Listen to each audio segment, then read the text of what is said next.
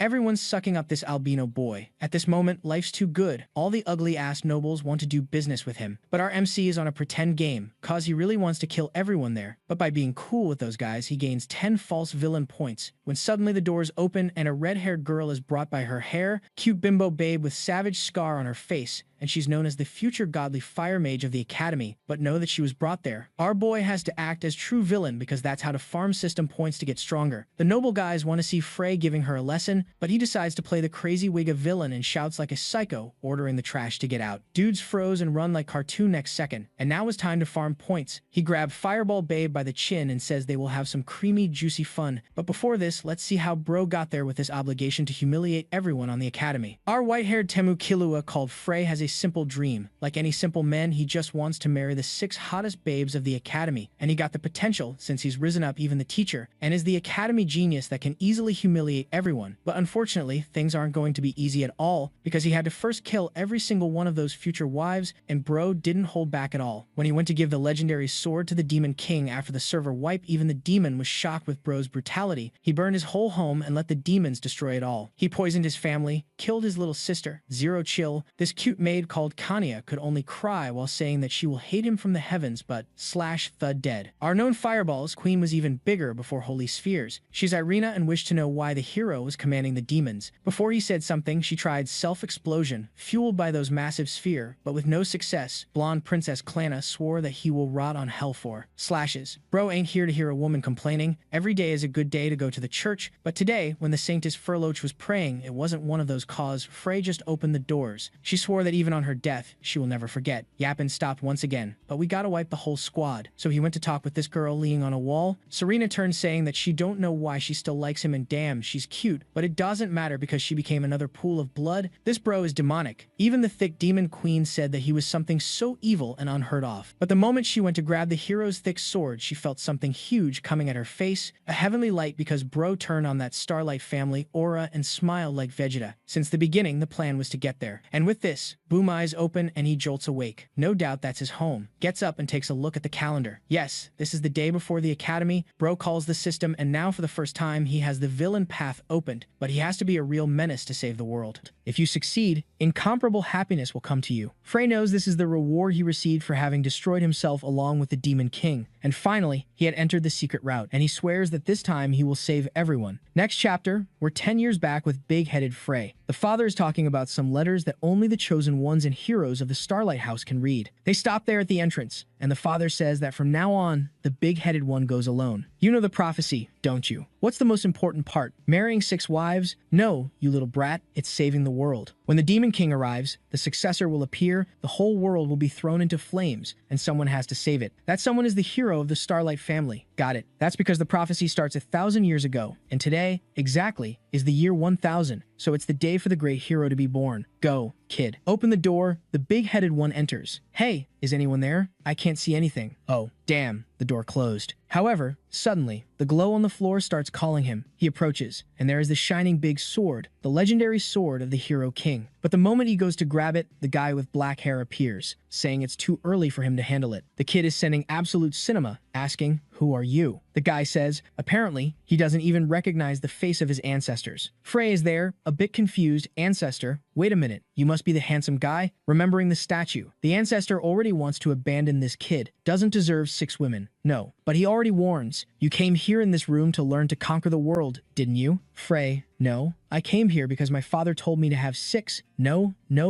to save my friends. The guy responds that this is part of conquering the world.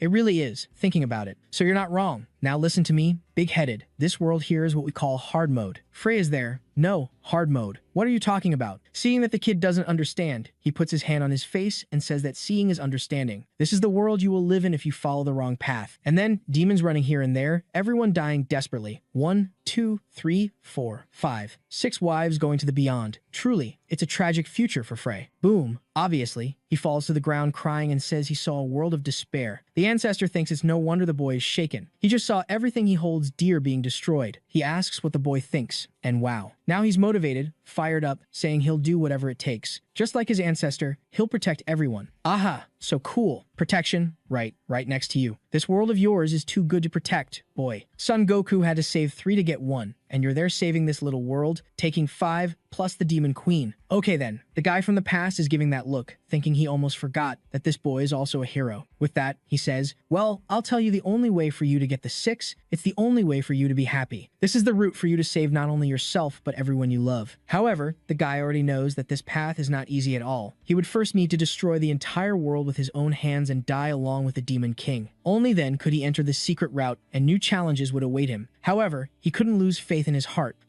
So that's what happened at the beginning, right? It was the first life in which he had to kill everyone. And now, back in the present, I think he says he's ready to head towards the so-called happy path. In theory, nothing changed, but the only thing that's different is the presence of the little system. Apparently, this is the essential ability to create the new future. It was really similar to what he saw in the prophecy book when he was a child. And at this pace, he's confident he'll manage to solve everything on the first try and will die about 16 times. He knows that in the route that guy showed, this was essential. If he can master the system, he'll achieve it in the end. Oh, I keep teasing Frey Rayon, but his whole vision of happiness is him with 5 wives. I really hit the nail on the head. Look at this. Son, he's a little kid there, already wanting the gang around. My goodness, this child is a danger. Oh, look who's knocking on the door, dear Kanya, asking the master if she can come in. He says yes, while thinking he's suffered so much recently. He's going to take a little break. Right at that moment, though, the system goes to 100%. Ray is eager to talk to his childhood friend, Kanya. However, the system turns red and says vital signs have been detected. The protagonist is a bit confused, and in that, Kanya is entering all shiny. Even petals came for her. All polite. There, little maid, one of the heroines, Kanya. Oh, no way. The system says the 5 heroines retain the memories of the past life. Me. Now the boy is in trouble. Big-headed. How are you going to solve this? The system is now the path of the false villain. Yikes. It even says, you chose to commit evil acts that destroyed the world in your past life. And in this life, the system will force you to commit those acts again. And there's a penalty. If you're caught doing good things, your life force will be drastically reduced. Not only does she know he's a villain, but he has to do villain things. And no one can know he's doing good things. Me. Even worse, he needs to accumulate evil points, which are necessary to buy items or abilities. System emergency. From the moment that message came that the heroines have memories from the past century. Poor Frey is in shock. They didn't warn him that having 5 wives was this difficult. Oh, Kanya is there, calling for him, standing still, with those big purple eyes staring. Frey, at the moment, is already feeling the killer energy coming from her. Kanya has been their maid from the beginning, who comes with a natural dark magic that drains her life force. She's also one of the 5 wives mentioned in the prophecy. I won't even call her a heroine because we already know what you want, Frey. And now that she remembers the memories, it's trouble. He says some things like, if you don't have peace, you're not even special and are good for nothing, want to be kicked out of this house, take a stomp on the head. Frey is sure she must want to kill him at any moment. She asks what he wants for dinner, and he just replies to bring the usual, whatever. She thanks. Boom, slams the door. Poor thing, she's trembling. The girl's eyes have never been so cold. From the way she's staring at him, he knows she really remembers everything. He thinks about what he can do when the system activates once more, saying that the intuition of the false villain detected a killing intent nearby. Frey thinks he's felt this a lot, so it's not because he's doing it again. The ability then appears, intuition of the false villain detects a chance of dying per day. The protagonist is like, hold on, but I identified it's Kanya. If she kills me, that I'm her master, how is she going to get away with it? Apparently, at this moment, she wants to kill me, even if it affects her life. Oh, the door opens. She comes bringing a soup. Nothing suspicious. Frey already sees the dark magic. Man, nothing suspicious. She tells him to enjoy the meal and hands over the big purple plate. The protagonist knows she's acting like this because all she remembers is him acting like trash. However, he has to play the game, so he tells her to stand still there. She turns around, and he already gives her a scolding, wanting to know who told her to bring this here. He's wanting to eat a sandwich. Boom. Throws it against the wall, almost hitting her head. There you go. Another villain point. Oh, she's in shock. Ran out. Girl. It's good. That's right. Slam the door. You don't have a tail. A few minutes later, she comes back, bringing a sandwich. However, it's cursed again. He looks, no way I'm eating this thing without cheese. Go make another one. She, ma.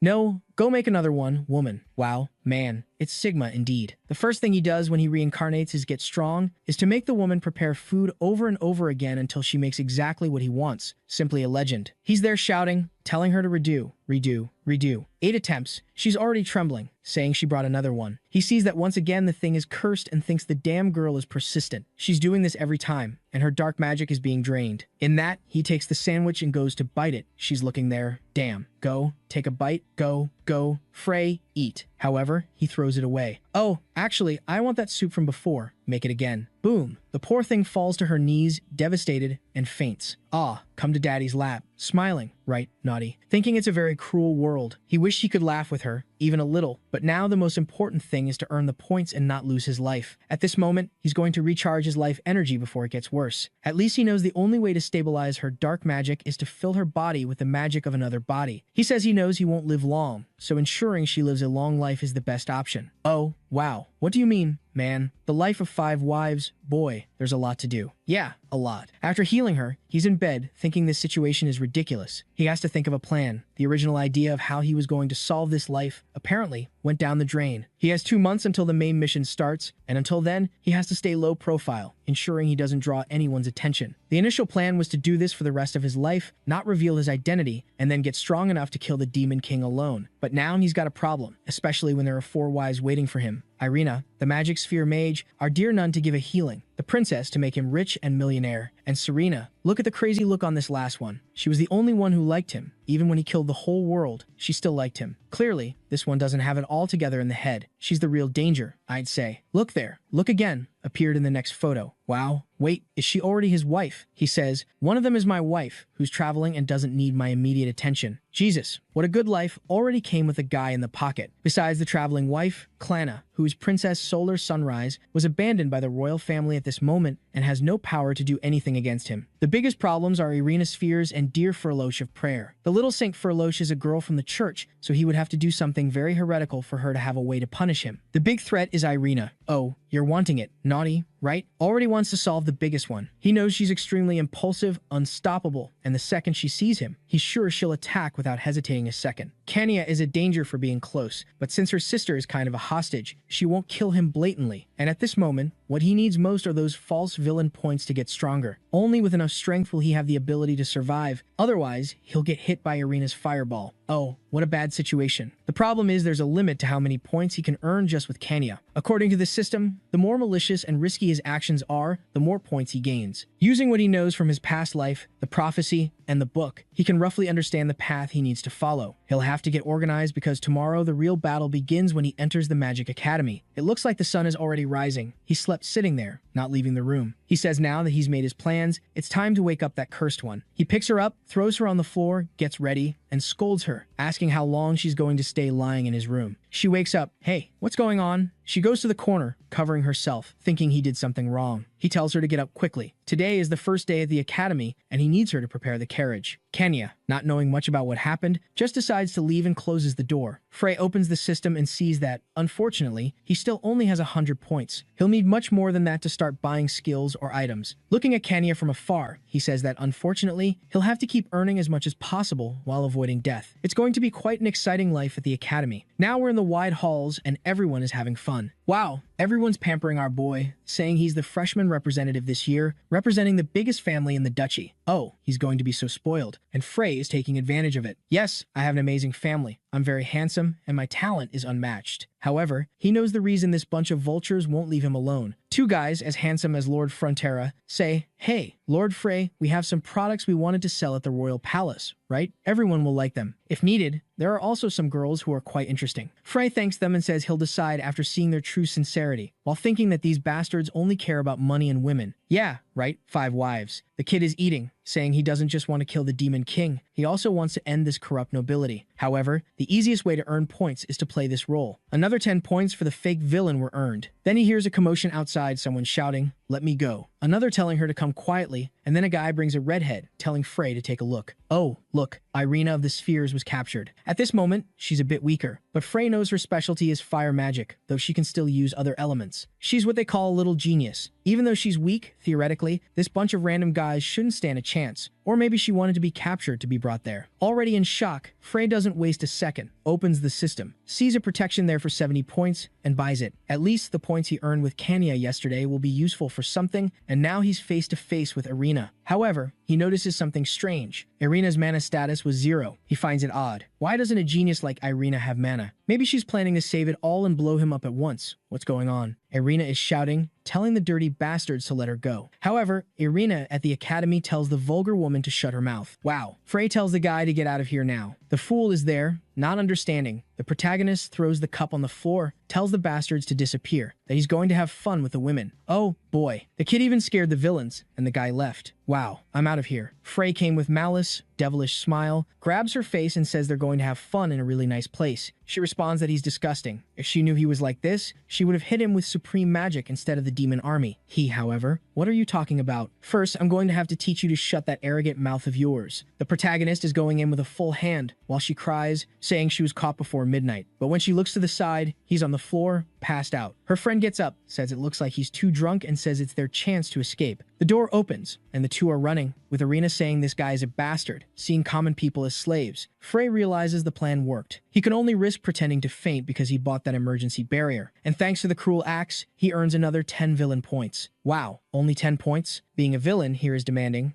What will he have to do? Kill the whole world, marry, then blow himself up with the demon queen? Apparently. Oh, wait, the emergency was fully used at midnight. The target was Irina Filiardi, and she would receive the midnight curse. This curse can be used once a year and leaves the target in a state of mana exhaustion for a year. Well, I didn't quite understand, but I imagine we'll understand soon. Meanwhile, Kanya is arriving, sees him on the floor all twisted, gives a fake hiccup, pretending to be drunk. She helps him up, and the rascal is playing with her face and giving kisses on the cheek. Wow, she even carried him on her back. While he says if she were always this obedient, it would be perfect. While being carried, Frey thinks he's being seen as some kind of clown, but whatever. The important thing for him is to earn points and increase his vitality. But then, Kanya says he's still filthy. If it weren't for her sister, she would kill him right there and then. Frey felt a shock, remembered all the happy and joyful moments they spent together. He took care of her, and she took care of him. Now, on the other hand, she tells him to wait. The day she ensures her sister's safety will be the day he won't survive. Wow, we arrive at the dormitory. He tells her to leave because he wants to rest. She, however, says she's going to sleep there with him. Oh, what a bad situation, guys. He says she must be joking, because she responds that the Duke ordered her to keep an eye on him 100% of the time. If she's expelled from the room, she'll be expelled from the academy, and it's over. Frey is a bit shocked. He knows there are only 3 ways for the game to be considered game over: being expelled from the academy, or being prohibited from attending classes, the death of any of the heroines, or him dying at a time that isn't the final battle. And the problem is if he expels Kanya, and she's expelled from the academy, everything's ruined because he won't be able to earn points, which could lead to his expulsion later, and then it's over. How will he manage to earn villain points, having to live in this place, protecting them with his life while being the enemy of all? However, unfortunately, complaining won't change anything. The next day, the sun rises, the young girl wakes the villain, but he doesn't want to get up. She says it's okay then and leaves the room, saying they'll talk later. He tells her to wait there, then starts coughing. Oh my, coughing blood. Apparently, he spent too much vitality yesterday. Oh, when she was carrying him, he was giving vitality to her. I thought it was the other way around. She asks if he's okay. He says yes, not to worry. But the boy has a pool of blood in his hand. To distract himself, he gets up and asks when he gave her permission to go ahead. Grabs the pen there, rascal, and says she's just like this pen. Can this thing move on its own? Throws it away, saying no, if she has any complaints, it's best to speak up now, because he's going to turn her sister into his slave. Wow, that went far, huh? The poor girl starts crying, apologizing, asking to please forgive her sister. However, the boy woke up inspired. He already comes. Oh, you're crying. It's your precious little sister. Hey, Kenya, you better learn to obey and stop having these weird ideas of wanting to do what you want. Wow, another 10 points. Oh, hard points to earn. Give a sweep there. Let's see what happens. With that, Kenya picks up the pen from the floor, remembers it was her little sister who gave it to her, misses the so-called Kadia. At the same time, though she got scolded, she sees his bloody hand on the mattress, wanting to know if he had some kind of disease she didn't know about. Scene changes, we're in the first class, and our teacher talks about the subject the boy studies. Her name is Isoret Allen Bework. What an ugly name. She'll be taking care of their class this year, and then she sees the 2 fools entering and already warns that the bastards are late, minus 10 points. Frey already scolds Kenya, saying it's her fault for being so slow. However, the fireball is there on the side, wanting to know what the two are doing there. He takes a look, decides not to answer anything, and just turns around. Apparently, Irina used some magic because she's there wondering, how is this bastard alive? My magic was perfect. Could this bastard already be the Demon King? The protagonist is just observing this from the corner. Iseret tells everyone to be quiet, and there's another one staring at the protagonist from behind. Oh, boy, Furlosh, the little saint is there too. Oh, the boy is surrounded on all sides. What a dangerous class. He's lazy. Irina is angry, the teacher is explaining, while there's another one with green eyes just staring at the boy. Time passes, the book closes, and the next class will be outside. Someone touches his shoulder and calls for Lord Frey. Oh boy, look how she comes, all shy. This one is the type that tries to seduce to kill. She says, hey, can I offer you a blessing quickly? Right, somewhere no one can see. I want to bless you, just the two of us. Oh boy, how does the guy resist, right? Obviously, he resists because the system warns that someone wants to kill the boy. He thinks this girl is more obvious than he imagined, and then he turns, no, I don't want it, thanks. She stays there. Wait,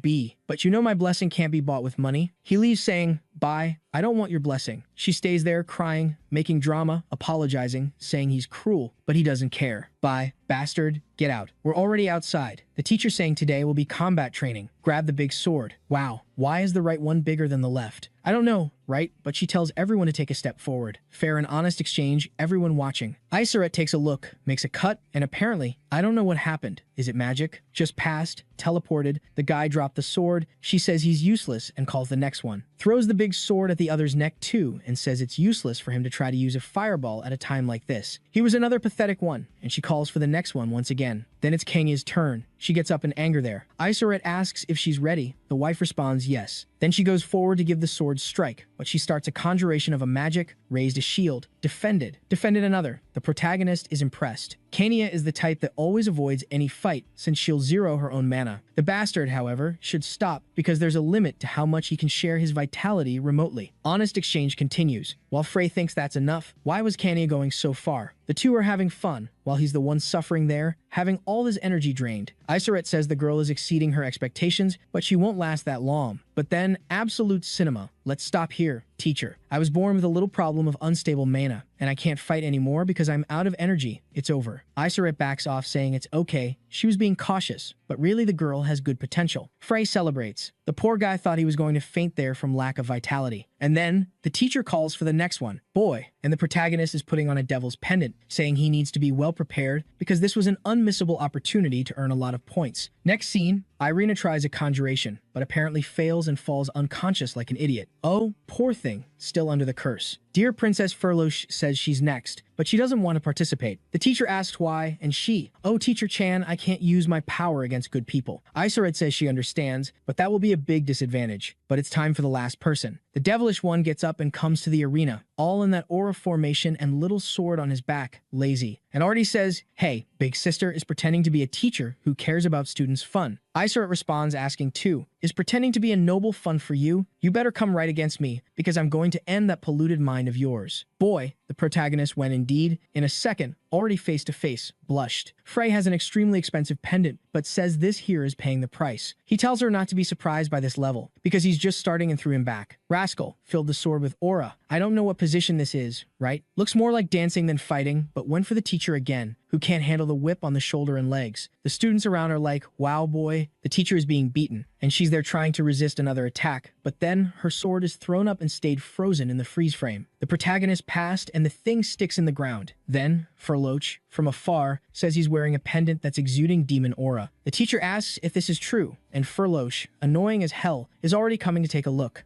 She uses her sacred magic there. The pendant starts screaming and agonizing. The good little nobles around are like, oh, the Duke's son is using dark magic, this boy is evil. While the half-villain crowd is like, wow, the Duke's son is the badass. The guy is spending a fortune just to humiliate the teacher. With that, another 2,000 villain points were earned. Seems like the thing, like humiliating in a way that everyone sees. The protagonist realized this, right? The problem at school, for everyone to know, is the way. And Iseret, however, calls for Frey and says they're going to have a little talk between the two. We've already moved to her room, with with her saying that bringing magical artifacts is illegal, so what does he think he's doing? Frey gives that sigh.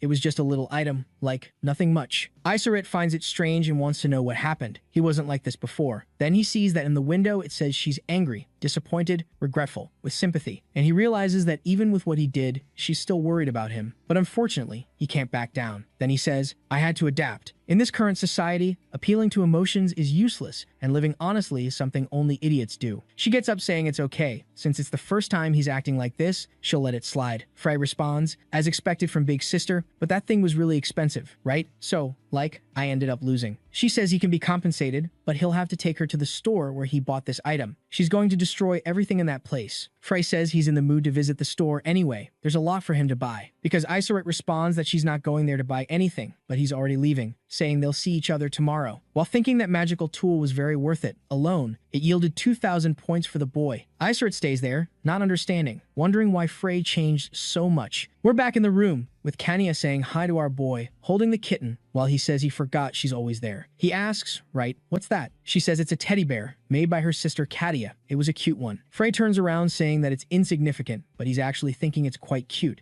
He wishes her good night to go to sleep, but in the middle of the night, he wakes up to see that she has really fallen asleep. He gets up to give her vitality so she can survive the next day. However, what he didn't expect was that the little cat was watching everything. The kitty is staring as Frey approaches to put his hand on her, wondering if she's really asleep. Earlier, we saw that Kanya found it strange that Frey was constantly coughing up blood. She's always keeping an eye on him during the day and hasn't noticed anything suspicious. That's why she created this little creature, because she's sure there's something suspicious he's doing at night. I don't know if it's a camera or if she's maintaining consciousness inside the creature, but it seems like she's seeing everything. The protagonist lifts her shirt and now wants to know what this pervert is doing. Didn't he say he was exhausted from the fight, so why is he doing this? Oh, she swears that when she wakes up and regains her body, this bastard is going to die. However, she stops there, confused about why his hand is just resting on her stomach. Besides, he seemed to be in pain. She decides he must be doing something even worse. She's going to keep an eye on him to see his true intentions. Then, he falls back. Phew, that's it, enough. And she finds it strange. Wait, was that really all? Then the protagonist approaches the teddy bear, which is there, sweating nervously. She wonders if he noticed and started pretending, but it should be impossible. Not even the saint could detect this level of dark magic. However, the protagonist picks up the teddy bear and says it's too cute, starts petting it, and she's there, puzzled. He falls onto the bed, rubbing his stomach, having fun. Then, he pokes the stomach, and the little creature lets out a meow. The protagonist finds it amazing. Such a cute kitty. Even meows when you pet it. Apparently, he spent the whole night playing with it. The next day arrives. He gets up from the bed and sees Kenya on the floor with a stomachache, saying her stomach hurts. He tells her to go to the bathroom quickly, and she runs off. In this, he gains 200 points of misunderstanding and is, obviously, confused again. However, at that moment, the system says that due to the accumulation of evil points, he went from beginner to intermediate, and with that, finally, the little shop was unlocked. He's curious, so much to buy. But in the middle of this, another notification. Main mission, dormitory attack incident. Reward, the awakening of the hero's soul. Failure, reduction of vitality points and lifespan. Instantly, his expression changes. First, I have to go to that auction to get a certain item. Since I already have the proposal with Isoret, it's the perfect chance. Then, someone is at the door calling for him, and he tells Kanya to open it. She tells the teacher to come in, who wants to know, right? What are you doing here? Kanya. She replies that she received permission to share a room with the young master since she is the servant. The teacher is shocked and enters startled, saying, Frey, how can you share a room like this with someone of the opposite sex? He says, oh teacher, you're really a virgin, huh? You need to experience life soon, or you'll miss the chance to get married. The poor thing is stuck in the system. Kanya tries to explain that nothing happened, but it's too late. Another 100 points for the brave one. The protagonist is already hugging the teacher now, telling her to snap out of it because they have a lot to do. With that, we're in the city, with her asking, Frey, is this really the store? He tells her to shut up and follow along. Wow, harsh. Man. We follow through alleys and corridors and streets until Isoret stops and asks, what place is this? Frey realizes she doesn't know the district of joy and poverty. Everyone knows about the Empire's corruption, but few have gone there to see what really happens. Then Isoret tells him to guide her to the store quickly because after she solves this problem, she's going to clean up this entire area. However, he says, hold on, Isoret, we're right in front of the store. This is the place. She says it's fine and tells him to stay there, that she's going to finish this quickly. Frey scratches his head, thinking she really hasn't changed. Looking to the side, the chaos happening, he knows all this is preparation for the main quest, so it's good she doesn't cause more trouble than necessary. Then, the blonde next to him is being captured by some thugs who say the master will be pleased with today's captures. Frey, however, is starting to lose his mind and says this is something he can't let slide. Yeah, my friend, but the problem is you can't be caught helping others, right? So, how are you going to do this? Just boldly, he advanced, following the guys turning the corner. The protagonist appears sliding and wonders if this is the place. Suddenly, the guys are all with their tongues out. Get out of here, you diddies. They're going to say kids can't, but the protagonist throws the coins and passes, leaving them quiet. Yikes. With the pinkish atmosphere and the big receptionist, you can already imagine what kind of place this is. She shows a notebook with everything they have to offer. The protagonist, however, says he likes to see things in person before deciding. She, however, responds that he probably doesn't know much about how it works since he's young, but that's something she can't offer. More gold coins and that's it. Come on, kid. Come meet everyone. Frey, looking around, realizes it's really a secret place. And then the system says, Succubus Queen. Special ability, charm, scent of the succubus, and attribute, flower, serpent. Really, as he suspected, there's some connection with the Demon King, and it's good for him to investigate. The sly one is all confident, telling him to take a look, that he's going to like it a lot. Already in front, she tells everyone to smile because they have an important client. My god, the girls are smiling, but poor things, they're so mistreated, right? It looks like everyone just came out of a soccer game. The succubus says maybe he's a bit dazed because it's a bit too much for him. However, Frey says no, he liked it a lot. And his favorites are the youngest ones. My god, FBI, open up. He gives another bag of money, asking what she thinks, and she changes her expression. Suddenly, she gets all excited, saying that if that's the case, there's nothing she can do. She suddenly goes to a wall, gives it 3 knocks, and a passage begins to open. She says it's a secret place with incredible things, but then she gets a kick in the stomach and is sent flying. Wow, knocked her out, and the protagonist is already running, telling the wretch to stay quiet, that he just came for a quick look. At the end of the corridor, he sees what seems to be the succubus's plan. The circle on the ground was the awakening of the Demon King, and to accumulate enough energy, they were going to sacrifice the people there. At that moment, the succubus appears, asking why he's acting like this, and obviously orders everyone to capture this bastard alive. Frey, knowing he can't be seen doing good deeds, already puts on the mask and, wow, for the first time, we're going to see him fight, right? He draws the sword and cuts 4 necks. The girl is already in shock, wanting to know who he is. Another one slashed. He gives her a stare while she trembles, telling him not to come closer. What do you want?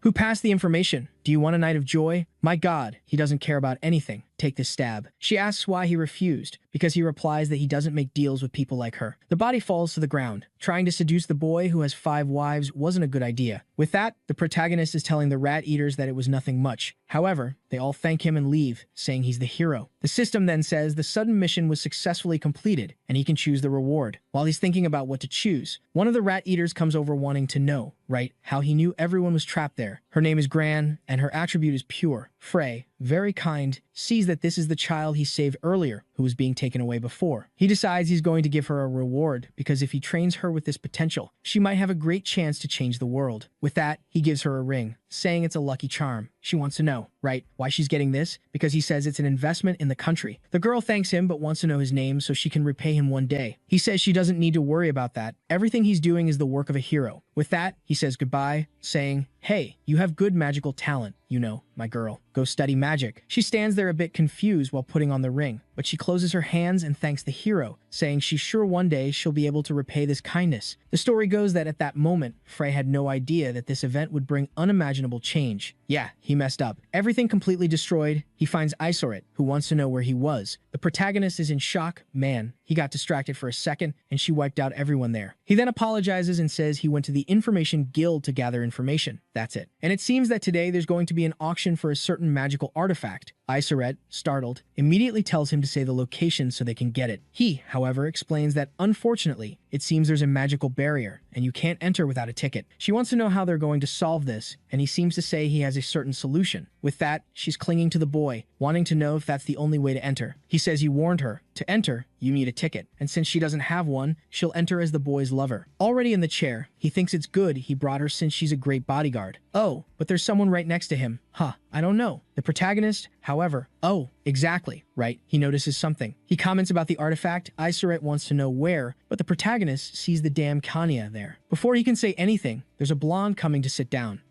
and the so-called Klana, right? Who I think is the solar sunrise there. Who is the princess of the family, I think. I don't know. In front of him is also the damn Furloche. Dear Nun, my god, but he's surrounded. The protagonist is even hiding, wanting to know, wow, why is everyone here? Are they after the same item? Trying to control me with that to dominate everything. Right at that moment, the auctioneer says he has something incredible to present. This is a mysterious stone, an item with a power that no one can understand, not even with advanced analyses. With that, Frey decides there's no reason to think. Securing this item was the main priority. This was the Stone of Domination, an item that can suppress a target and manipulate their mind. And this was essential to finish the first scenario. The auction will start at 1 gold coin, and the protagonist doesn't hesitate, already throwing 15 on the table, saying he won't let anyone take it. And it's a shame because in the world, money is everything. And it's good they don't underestimate the financial power of the strongest family in this empire. The auctioneer asks, does anyone offer more? And the princess, of course, bids 20. Man, another person already bids 10,000, the dear nun. But apparently, she wrote it wrong. She meant to do 1,000 and added another 0. Oh, poor thing, really mentally challenged. The protagonist notices, but unfortunately, he can't let this pass at all and bids 11,000. Someone bids 12,000, but man, a guy there adjusting his mustache. Frey finds it strange. Who is this guy who's so interested in the stone? He decides to bid 13,000, and the guy goes up to 20,000. Frey bids 22, and the guy goes to 30,000, 45,000, 50,000. The auctioneer is even panting, wanting to know if anyone will break this offer. 55,000, the hammer falls, and the protagonist says he was reaching his limit, more or less, secured what he needed. However, he's feeling a sinister aura. It's Kenya next to him, wanting to know how many years of her salary is 55,000 gold coins. The protagonist is a bit scared, and suddenly she stands up, throwing a circle up. Then he notices that Kenya was silent from the beginning because her plan was always to steal. Frey is already running while everyone is saying to stay calm, that they're going to investigate what's happening. Frey, however, realizes this was the worst that could happen. He has to secure this item at any cost. However, when his hand is almost reaching, a fiery foot hits him in the mouth and throws him against the wall. The girl says he shouldn't even be here, so who is he? It's better for him to introduce himself while he still can. The protagonist, however, tells her to take a look down. She says she won't fall for that, but he says it's better to do it quickly. And then she sees that the skirt, that she used with the fire attack there, was burning and rising. Kenya crouches down, a bit shy, and then Furloche says he must be working for the Demon King to be such a pervert. She creates a shield that seems to hit the protagonist squarely. She's all there, a bit embarrassed and confident it worked, until she sees the boy intact. Frey thinks, as always, she has strength, but loses control by getting too excited. The two are there in position, saying he will have to accept the punishment of the sun god and that if he underestimates her, he will be killed there. When someone suddenly passes like a bullet between the two, they fall to their knees, embarrassed, and even the protagonist is wondering who this weirdo is. Man, the two, apparently, fainted. The guy goes to the face, pulls the mask, and says it's a pretty interesting place to meet Frey Round. This one is a guy named Eucharius, who has the ability of transformation and mind control, with the attribute of a trickster. Good stuff, isn't he? Who says he put them to sleep because they were being noisy? Yikes. Eucharius is the great demon king, and Frey wants to know what this guy is doing here. The protagonist bows there, saluting, almost wanting to know. Oh, would you by any chance be Mr. Eucharius? The guy just ignores and says, apparently, you're here to get the Stone of Domination. The protagonist, not knowing how to disguise, the Stone of Domination? What's that? Is it good? I don't know about that. Eucharius says it's the item that can increase his power, and now Frey is sure who got that damn item in the past life. I think Eucharius is saying that with that, not even the Demon King could ignore him. Or rather, don't think he's pretending. I don't know. What the protagonist, apparently, wants to know who these two are fighting, because Eucharius says he brainwashed the swordswoman who tried to attack, and he scratches his mustache, saying he's eager to see how much stronger he'll get when he gets that stone. Wow. Frey starts drawing the sword and says he's relieved. Then, that at this moment, he's so weak and slashes. Wow. Saying he thought the trash would at least be at the level of a demon lord. Ah, now I see Kenya being beaten. Wow, man, you're going to have to save her, but then you'll lose points, won't you? She's there with her eyes closed, and then those red droplets fall. My god, Frey, I thought you were going to come in killing, not tanking, man. Me, but he's a complete idiot. He tanked, spat blood, hugged, he's all open. Wow, he was opened by the big sword. Kanya asks if he's okay, but he just grabs the sword there and stands up. She wants to know who he is, right? Apparently, you can't recognize with this extremely wide mask, covering the entire face of the boy. Oh, Frey sees that he killed the cursed Eucharius, but the girl is still under mind control. How is he going to defeat her with the power he currently has? He made all this drama just to stare her down and land a blow that knocked her sword into the air, and it seems like she snapped back to reality and fell to the ground. Frey thinks that should be enough to clear the mind control. Now, he needs to hurry and get out of there, and he's already on his way out. Of course, Kanya wants to know who he is, but the boy disappears like a bullet. We're already in another part of the city, running, with a bunch of people around. He knows that if he dies there, everything he's done so far will have been for nothing. He needed to hold on until he at least reached the students' dormitory. I didn't quite understand the rush, but the girls are waking up, all groggy, not understanding what happened. Meanwhile, Klana feels a little nudge on her foot and is startled to see the demon's head, but Kanya is more interested in knowing exactly who that person was. She recognizes the princess next to her and asks what she's doing there. Wow, these girls don't waste time. Klana immediately says, if you're at this auction too, it means you have memories of your past life. So just tell me if you're an ally or an enemy of Frey. The other girl doesn't hesitate for a second and says, enemy. Klana smiles, saying it's perfect that she answered so quickly, and the other girl is all excited in the background. Then she asks, do you want to join the Frey Extermination Alliance? Kanya is a bit confused, and Klana explains, we meet occasionally to discuss how to kill that filthy guy. She says this to a man, then turns to Furlot, demanding to know what the hell happened, how she conjured that magic like that, and while they're arguing, Kanya is analyzing. She seems to reach some other conclusion, I don't know. The scene shifts to later at night, with the protagonist in his room, taking off his mask and feeling exhausted, realizing that if the cursed Demon King hadn't been weakened, he would have died. Oh, it's not the real Demon King, it's a minion controlled by the Demon King, right? I thought it was too easy too. Luckily for Frey, he managed to keep his face hidden in the end. The door opens, and Kanya enters, startling him. She immediately asks, young master, where have you been all day? Huh, he replies. Oh, I was tired, as I told you, and went to some shops with my sister. That's it. Now, don't ask me anything because I don't owe you an explanation. He's already lying down while she says she's sure she saw someone very similar to him in the alleys, wearing a certain mask and holding a familiar sword. Frey realizes things have gotten complicated, but she can't prove it, so he'll just keep denying it. He covers himself, saying, how many swords do you think exist in this world? For God's sake. Kanya says she understands, but didn't he drop his star-shaped brooch? He tells her to return it and leave, until she mentions it's strange because she found it at the auction event. He fled in such a hurry that he didn't notice he dropped it. Well, my friend, there's no way around it now, right? Hiding it would be difficult. He throws the thing away, saying it was found there and doesn't belong to him. He goes back under the blanket, realizing it's going to be hard to hide now. What is he going to say to get out of this situation? Oh boy, before he can make an excuse, things take a turn. It seems the tables have turned, my friend, and Kanya says it's useless for him to keep denying it. The sword, the brooch, and this wound. All of these are more than solid proof that the masked man was him, so he better explain why he helped her. Oh no, when she says this, a penalty activates, and his heart starts to hurt. The villain's path was affected, and his vitality was drastically reduced. Wow, the boy had a fit and coughed up a liter of blood. Kanya asks what happened, but it's too late. He's out of breath. He grabs the blanket, saying this is ridiculous. Today was full of unexpected events.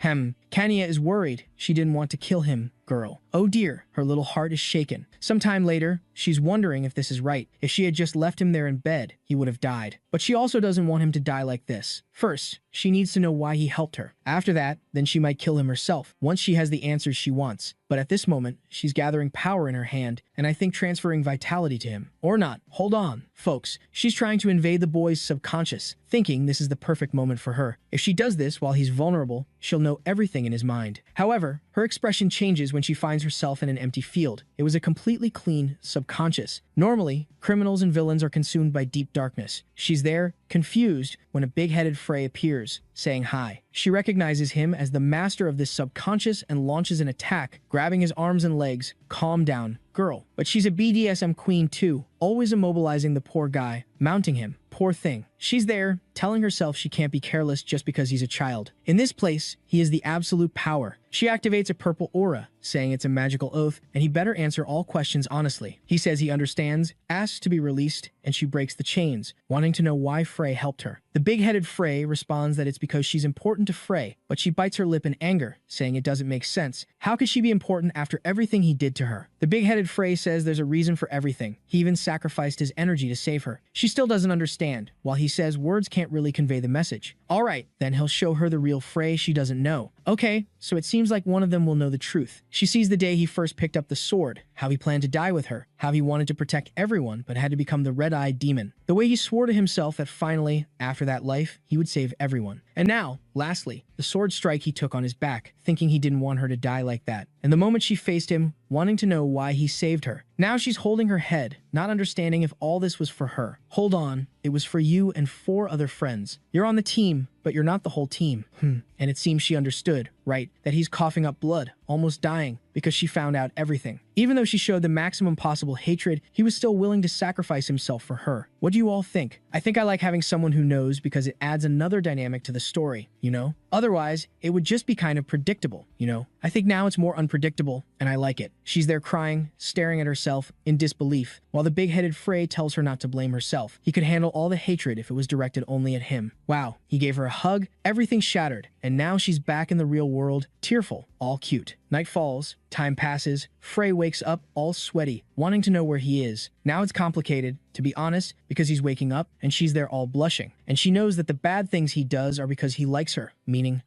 a peculiar dynamic has been created here. Or maybe not, because he says, hold on, you now know my true identity, don't you? I know it's complex, but I'll explain it to you since there's no reason to hide it anymore. So, it seems he's going to tell everything, right? He reveals that he has the mission to save the world, but at the same time, he has to follow a strong oath. I think he can explain because he's already received the punishment for her kind of knowing, right? She kind of stayed neutral. I think that's what I'm understanding here. He reveals that at this moment, he strengthens himself by doing bad things. When anyone discovers him doing any good deed, his life is reduced. Oops. Well, can you help him do something bad against the girls? She's understanding now, right, why he was treating her that way. And he says yes, but she should never forgive him. No matter the reason, his actions are not justifiable. Of course, they are. Man, you're saving the world, trying to rescue the whole planet. It's justifiable? Yes, you can mistreat all of them. Akane says she knows he had unavoidable circumstances. Every night, he gave her vital force.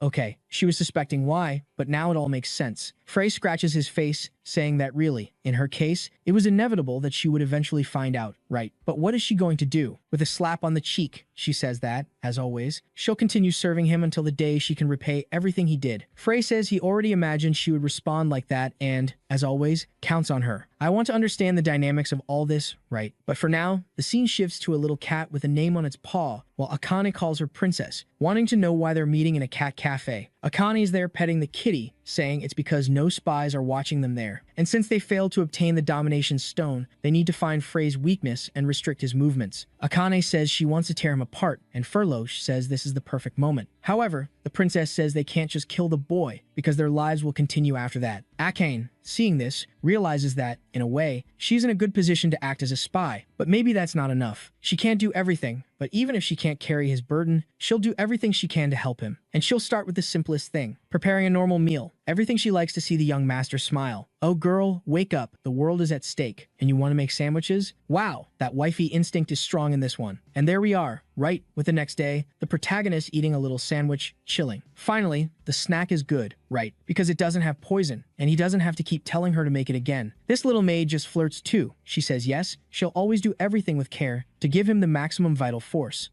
I want one of those.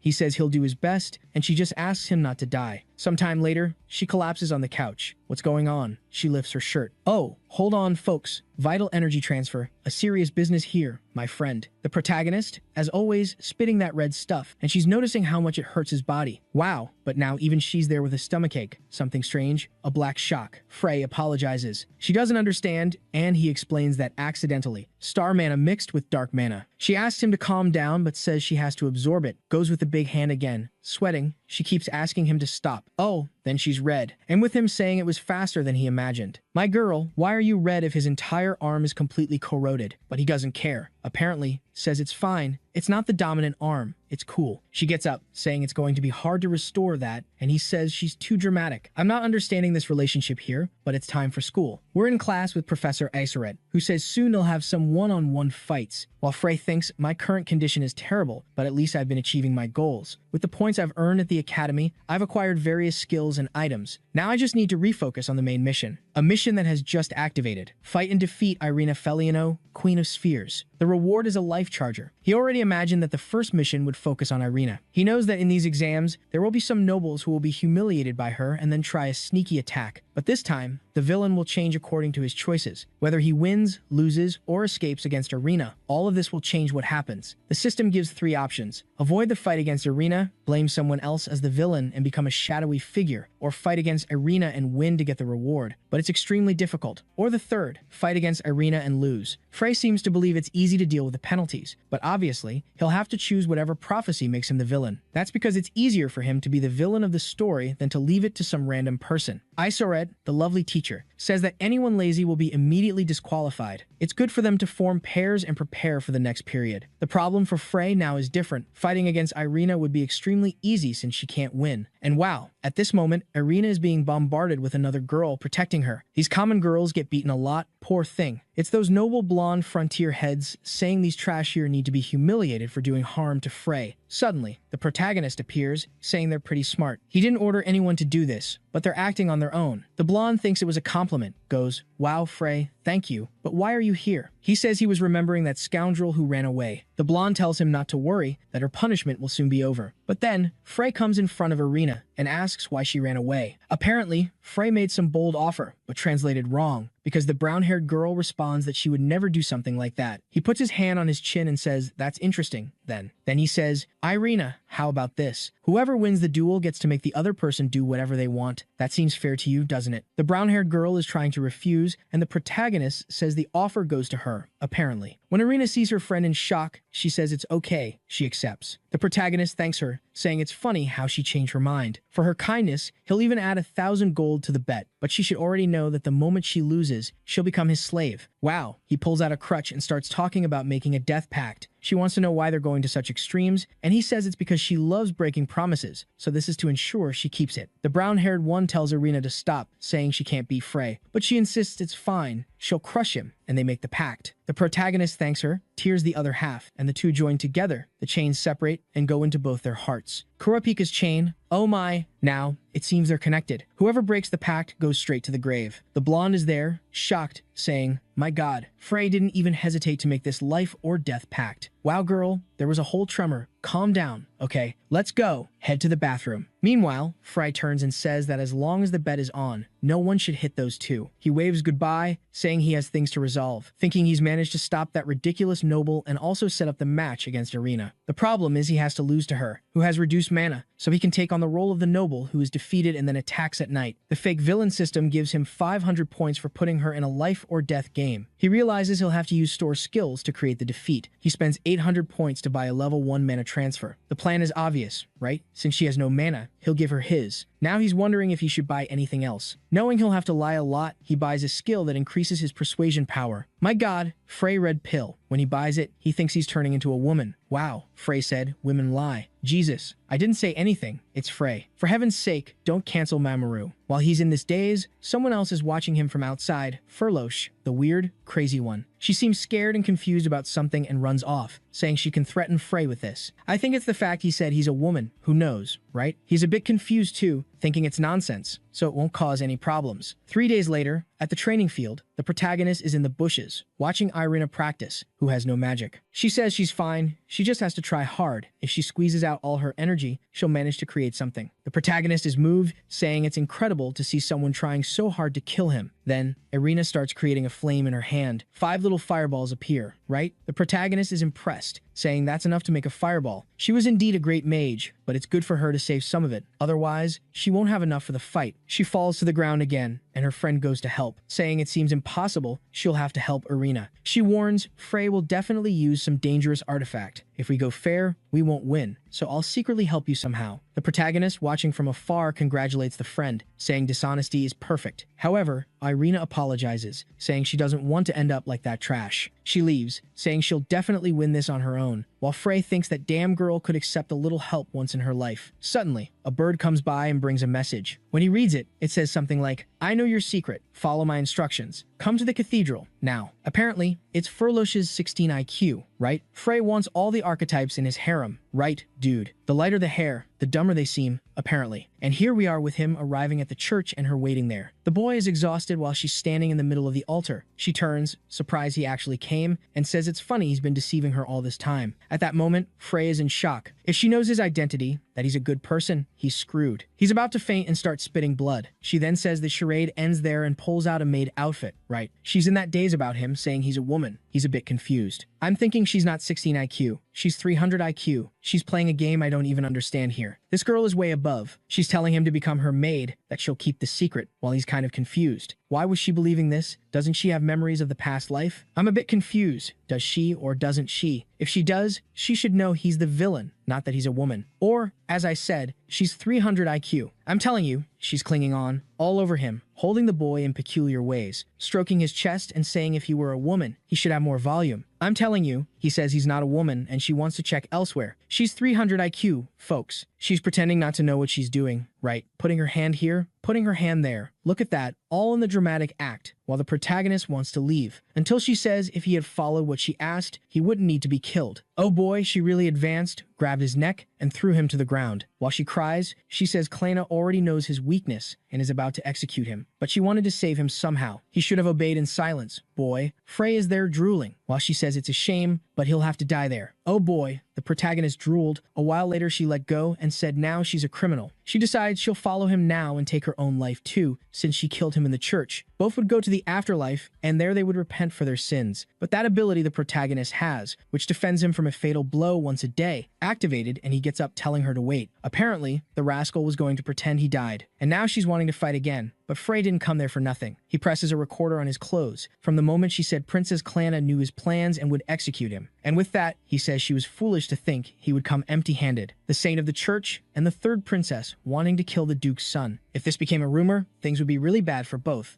Next chapter. Looks like the tables have turned. Guess who is playing maid now? I still feel like that stubborn girl planned this from the start. She brought that outfit because she knew she would be tricked, you know. She has like 300 IQ. She asks if it is good and he says no, do it all again. The poor girl says it is already the 5th time and he just presses the recorder, and the moment he does, she goes back to cleaning everything. She trips, falls like a complete idiot, and starts crying, saying she is done with this. He agrees and says it really is done. So how about she comes for a little job, something more nighttime, let us say. Furlough says she would rather have all the rumors spreading than something like that. Bam. Wow, that slap came out of nowhere. What was that? It was like opening a website and getting a pop-up straight to the face. I did not expect it either. He sighs and says she is the one begging for the rumors not to spread, so she better not refuse absolutely anything. If she does not want to be forced to see hell, she should start obeying quietly. Damn, even Furlough is shocked, saying he used to be kind before, so what happened?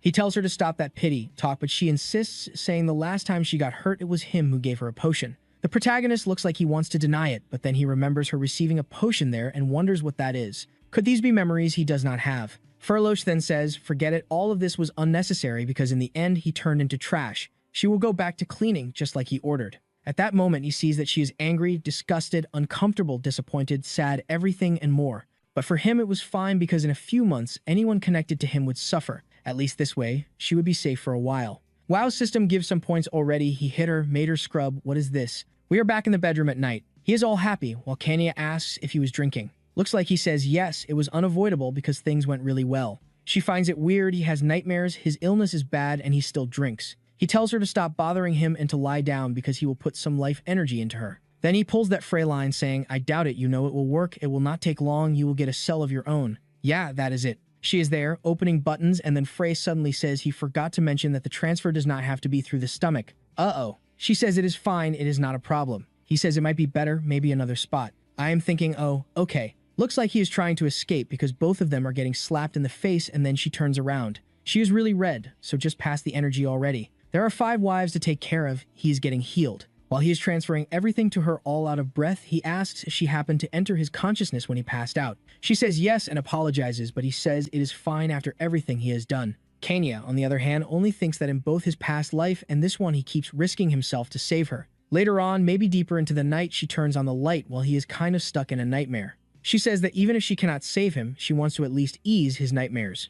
She picks up the kitten and says maybe this will be enough, as long as it is not in human form it might work. The scene then shifts to the nightmare he is having where he wonders where he is. The same kitten appears meowing and he pets it. He hears a strange sound nearby, and when he turns the corner, he finds what looks like a younger version of himself handing over a potion, which seems like that Furlough's scene. She is all dirty, runny-nosed, big-headed, and asks why he is giving potions. He introduces himself as Frey Starlight and says she looks like someone who needs it right now. She does not want to accept it while the protagonist is confused. This should not be the first time he met Furlough. As far as he remembers, it should have been at the cathedral. The child Frey says it is fine for her to be suspicious, but he will leave these 2 potions here and go. If she ever needs help, she should go to that cathedral. He waves goodbye and runs off while she stays there thinking he did not seem like such a bad person. Suddenly, the smoke fades away and she turns into stone. Adult Frey watching this thinks this does not look like just any dream. Furlough says some things that sound like 16 IQ, but she usually does not lie. And what he just saw felt way too real, so something like that might have actually happened.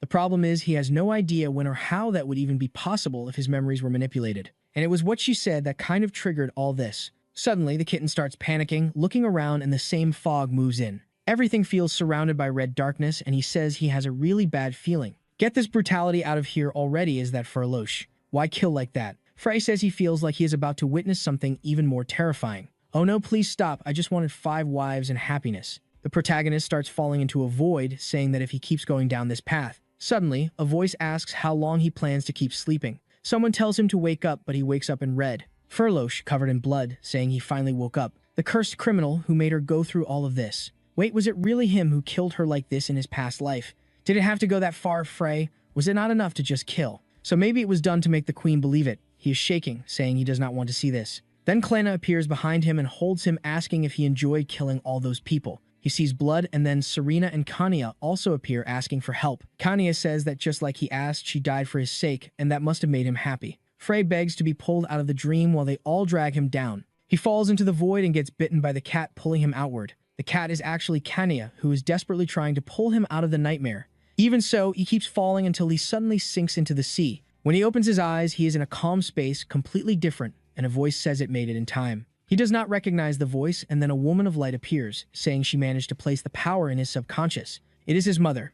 She holds his face and says he will not be tormented by these nightmares for a while. This is the last gift she can give him. Sadly, she warns him that the path ahead will be painful. Things will not go the way he wants, and when that time comes, he must remember what truly matters. He cries as she tells him to always keep in mind what he truly wants to protect. This is a lot to process. Then Kanya wakes up in a panic, sees him, and asks if he is okay. He turns to her and realizes she was the kitten, and thanks her, saying thanks to her, he feels a little more at ease. At the same time, in that dream, he met his mother, and she told him to remember what he truly wants to protect. Now, with all this memory stuff, he is starting to feel scared. If what he believes was really manipulated, then what can he actually trust? Maybe even the prophecies he has been following are completely fake. Kanya clings to him, saying that if that is the case, then he can trust her. She saw how hard he worked for everyone, and even if the memories were manipulated and the effort was meaningless, he never stopped being someone who gave his best for others. And just like that, he remembers the perfect world. Him and 5 wives. Good stuff. He knows the road ahead will not be easy, but he is determined to protect everyone he cares about. This is not the time to be depressed. Even if everything disappears, his efforts will not be meaningless. Just a side note now that I noticed from the start of the story until now, the only man with a name is Frey. There are no other men. We will wait for the day he finally gets a friend, because for now the scene shifts to test day. 3 days later, when he has to fight Irina. The magic transfer is already at level 3 to give her power, but it seems he needs some physical contact. I am already worried. At least Frey has been training a lot with Kanya, so he feels confident. The first match is Klana versus Furlosh. Friends fighting each other. Isoret warns that quitting will not be allowed this time. Furlosh says that his fine activates her aura and says she has no intention of giving up. Klana starts with a glow on her finger, preparing an explosion. Frey, watching from afar, feels like they have some kind of plan. Attacking him from that position should be impossible in theory. Klana fires and Furlosh punches it, sending it flying toward the protagonist, who was already expecting it. The problem is he tries to stand but cannot. Isoret steps in front and saves him. She says it better have been an accident or both would be disqualified. Now Klana presses the attack, saying they need to finish this fast. Furlosh throws a punch that seems to pass through, and when Klana looks back, she unleashes a combo straight into her thighs. That was brutal. Did she really need to hit every part of her body? The poor girl spits white stuff and drops to all fours, completely humiliated by her friend. Isoret does not waste time and tells Irina and Frey to step forward. Kanya tells him not to push himself, and he replies that he already decided to lose gracefully. They reach the arena, and Isoret pulls out a massive sword. Frey asks if Irina is ready, and she says he should prepare the trash pit. Frey gets excited and says she sounds confident, which is interesting. Let us see how long that mouth lasts. He activates his aura while she prepares a fireball. Isoret asks if they are ready, raises her arm, and starts the match with Frey charging in. Irina, Queen of Fireballs, starts chanting, creating around 30 above her. She has not even launched them yet, and already closes her eyes, getting carried away, and the spells collapse. Frey rushes in thinking she was stupid for overdoing it, and now he has to stick to the original plan. He stretches out his blue mana-filled hand and slams her into the ground. He only needed 1 hit. Then he humiliates her, saying, crawling on the ground like an insect suits you better. This should have been a total beatdown, but it is just mana transfer. Irina starts feeling confident, creates a fireball, and blasts him in the back. Frey thinks this is perfect and lets it hit him dead on. He acts like a total idiot, saying it hurts so bad that his back is burning. She jumps up quickly, conjures a massive spirit bomb-sized fireball. He thinks he might have given her more mana than he should have. She is full of rage. And somehow, even with him trying to lose, she still cannot win. It is a miracle. Congrats to her. Frey is confused, wondering what just happened. Isoret starts counting down while Frey thinks he should have passed out from that hit, but that makes no sense because he gave her a huge amount of magic power. The problem is he gave her almost everything, so now he cannot transfer any more. He looks for a solution when suddenly a green light hits his face and a magic circle appears under both of them. He instantly realizes it is teleportation magic and wonders what is about to happen. Both of them vanish in front of everyone. Isoret tells everyone to back away while the crowd is confused. And in the background, that 16 IQ girl wonders if the scroll she used was not supposed to be a recovery one. The scene shifts to a forest with Twitch chat rolling when the two suddenly appear out of nowhere. Frey is thinking that he really believed this plan would be enough. He did everything possible to lose, yet she still managed to fail. It was honestly an almost unexpected disaster. And then look at this. The guy walks up all romantic like trying to steal a sleeping beauty kiss. At least he sees that she is not badly hurt. The problem is that this is the forest with the most monsters on the entire continent, the famous Grey Forest. And how is a washed-up hero like him and a mage with no magic supposed to survive here? At least he already knows that the idiot Ariane was the one who used that scroll. What does not make sense is why she wanted to help Irina using a teleport scroll. That is something he will have to figure out later. First, he needs a plan to get out of here, but how is he supposed to do that while carrying this woman? That is when he opens the system and sees the mask of deception. It hides your identity from people within a certain range, perfectly disguising your voice and appearance. Frey realizes that he finally has a way to avoid being discovered. Sometime later, Irina wakes up hearing someone ask if she is awake and telling her to get up. Of course, it is him saying they need to leave this place urgently. This area is far too dangerous, and the longer they stay, the lower their chances of surviving. Irina asks what place this even is. He tells her that she was forced by Frey to come here using a teleport scroll, but now she is safe, so she does not need to worry. Irina is terrified, saying she does not understand any of this and asking who he is. He says he will introduce himself and claims he was a former spy of the Starlight family, Frey family, who was abandoned in this forest. He implies that he is someone who was also punished by Frey and teleported here to die. She sighs and says it seems like Frey wanted to kill her or throw her away here. The disguised Frey adds that the real Frey probably thinks he is dead. This is really hard to even explain. But he is alive and he will help her escape this place. He knows a relatively safer area and they should go there to recover. Irina tells him to wait and starts thinking that the story makes sense, but something feels off. This guy is strangely active, pushy, and energetic. If he was really a former ally of the Starlight family, maybe she should refuse. And like a complete idiot, she thanks him but says she would rather go alone. She says it may not look like it, but she is capable. Sure, you are very capable. You fainted while the guy was trying to lose to you. Irina checks her mana and sees she still has about 10%, so as long as a strong creature does not appear. And immediately a bear shows up. She freezes, wondering why such a strong creature is here. Her independence is about to end with one swipe that would smash her face, but the protagonist slips behind it and cuts it clean in half. She stands there in disbelief while he says that is exactly why he cannot let her wander alone. Before he can finish, she tells him to look behind and there is a group of goblins charging at them. You would think he would wipe them out, but instead he grabs her arm and runs. Later, in another part of the forest, they stop to rest and she asks again why there are so many high-level monsters here. He explains that this place is home to countless creatures. Then she asks if he is okay. The reason he did not kill the goblins is because he is already coughing up red. He gave all his mana to her and is still forcing himself while she notices his mask is covered in blood and he can barely breathe. She tells him he should rest or take that thing off his face. He slaps her hand away and says, "Do not touch it. I am really ugly. You will get scared when you see me." She scratches her cheek and says, "Okay, then forget it, but wait here, I will go get us some fruit." And somehow the protagonist agrees and tells her not to go far. She introduces herself as Irina, who only ever messes things up. Here we go again. You are going to follow her, right? Turns out he just wanted her to step away so he could remove the mask. He sighs and says at least she believed that ridiculous story. It probably eased her doubts, but now he needs to know what happened with Irina Request mission. When he checks the system, the battle victory status is still pending. He assumes the Academy has not declared a winner since both of them vanished during the exam. Frey round trying to farm aura under the moon like he thinks he is some edgy warrior. At least he knows that in their current situation, one mistake could cost both their lives. 3 days have already passed since they arrived in the forest and survival has been rough. He is just following Irina instincts because his mana is completely drained. At least she finds some potatoes on the ground and they manage to avoid monsters. Finally, they get close to the exit. She drops some fruit on the ground, saying she is sure Ariane must be really worried. She wants to apologize to her friend when she sees her. If only you knew that she is the one who sent you here. And look at the protagonist. This is not a Portal joke, but the guy hunted prey. She is amazed that he can even take down a boar in this condition. He drops it and she asks Rihanna, which must be his fake name, if he plans to stay in the forest. He clearly does not want to have this talk, but she insists, saying he cannot live like this forever. He turns and says his answer will not change. He does not have much time left anyway, and if he escapes, Frey will come kill him. Irina tells him not to worry because she will help him hide and survive. He insists that he does not want to be a burden in her life. The moment he leaves, Frey will come seeking revenge on both of them and she would not be able to protect him. Irina realizes she really cannot do anything. He says it is fine, he is used to living here and it is not that bad. She finally accepts and she has been insisting for 3 days and his opinion never changes. He tells her it is fine and she can eat some fruit while he cooks.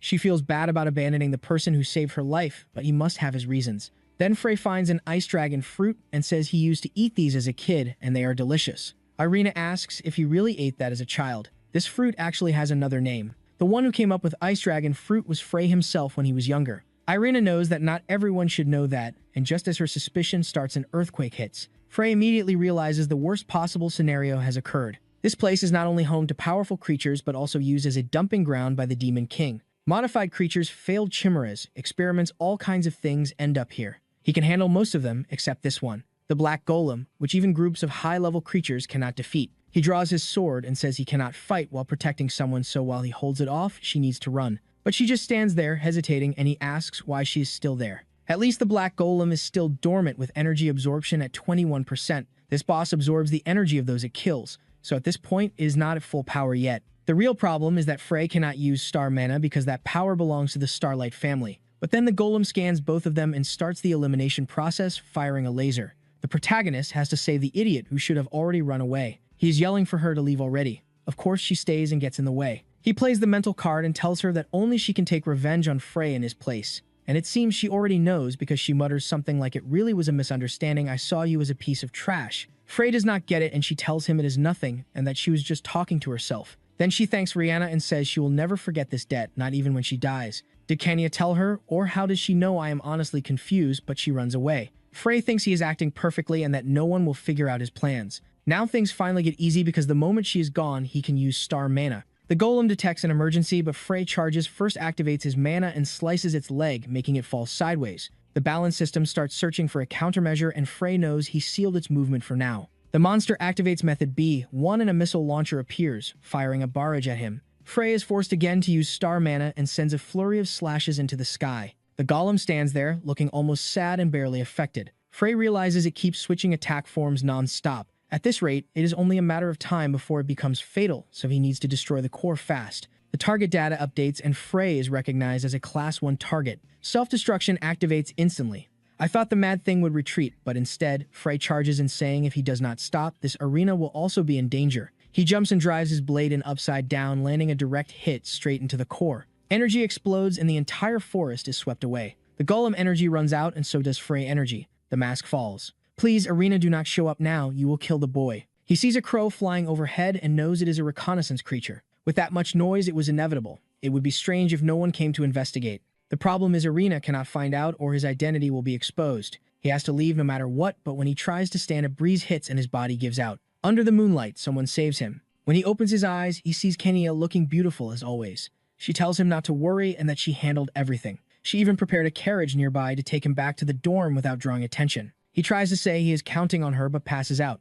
Later in the dorm, he wakes up and she asks if he is okay. Actually, this is 2 days later. He says he was just a little tired but needs to know what the current situation is. She explains that investigators found Arian used a scroll to teleport him. It was supposed to be a recovery scroll, but the effect was completely different. Arian claims it was an accident and people believe her. If her testimony is confirmed, it will be treated as unintentional. Frey knows a coincidence like that would not just happen. He thinks someone sold her a fake scroll. He asks Kenya to investigate who sold it, but she says someone is already on it. He asks about the Fire Sphere Queen, and she says they found her in a village and returned her to the academy. Frey feels relieved since at least he secured her escape. Then he asks about the fight and the competition. Kenya says it was officially decided that he is the winner. Sadly for Frey, things would have been easier if he lost. Now the main quest moved to Route 1 fight Irina during the exam and win. He will receive the recovery scroll. He probably wanted villain points more so he could take revenge later, or maybe he just wanted revenge for the sake of being cruel. Villain logic is hard to understand. He thanks Kenya, and she says she has one more piece of news. They found him so quickly thanks to the Duke. Frey asks what the Duke was doing there. She explains that he heard about the incident, went to the magic tower, learned about the scroll, went to the forest, and passed out from stress. The great Duke of the strongest family fainting from stress is wild. Retire already. Frey puts on a dramatic act, hugging Kanya and acting sad, but something feels off. The Starlight family of legendary swordsmen fainting from stress is ridiculous. Later, the sun rises and a new day begins. Frey wakes up, puts on his coat, and gets ready to head out. But before leaving, he meets a red-haired girl. He mocks her, saying he heard she was saved and that she really is a loser. She kneels awkwardly. He jokes about her oily knees. Since she was declared the loser, she now owes absolute obedience. All she asks is that he helps free Ariane. Frey starts thinking she came on her own after the incident to negotiate. He tells Kanya to prepare the carriage. Then he asks Irina why he should help her friend since she is now his slave. She says she will do anything he wants. He says they should finish what they started that day. She says she does not mind. He turns away and says if she accepts so easily, it is no fun. That is one of the worst things he could say. He gains some villain points, and for extra farming, he orders her to clean the entire room perfectly. Only then will he think about her friend. He slams the door, leaving her there trembling. Outside, Kanya asks about the request, and he says they will talk on the way while whipping the horse. He says the fairy asked him to free Ariane. He scoffs, saying he does not work for her, but he will use this to get what he wants. She will have to beg or buy him somehow. He asks Kanya how she is doing and if the dark magic in the forest hurt her. She says she is fine and it was not a great power. Frey tells her she is the only one who supports him and the only one who brings him happiness in this terrible world. This incident made him realize he needs her strength more than he thought. She blushes and says, "Of course, my master, my life belongs to you." He calms her and says he just wants her help and that they should take it slow. If something like fainting, losing consciousness, or teleporting happens again, he needs her help, and this item in his inventory along with her sister will be very useful. The scene shifts to the mansion and look at the paper father collapse from stress, the great night. Amazing, it totally makes sense. The protagonist looks at him like, "Dad, you are trash. Probably the weakest of all the powerful families I have ever seen in manhwas." Then the door opens and Kanya shows up saying, "Wow, you really went all in on your father. That is it then, goodbye. I am leaving and I will just leave this old man passed out on the bed. He will not help me get 5 wives anyway. But wait, before that, I need to talk to your little sister. Hold on, this kid is dangerous." One moment he says he only likes women when they reject him, and the next he wants to talk to her little sister. Kanya says she put her to sleep because she would get angry if she saw Frey's face. The protagonist walks in acting casual, while people complain like, "Wow, living in a massive billionaire mansion and still whining." He looks and says she really does look like Kanya, so that must be her sister. Then he pulls out the 1500-point potential potion.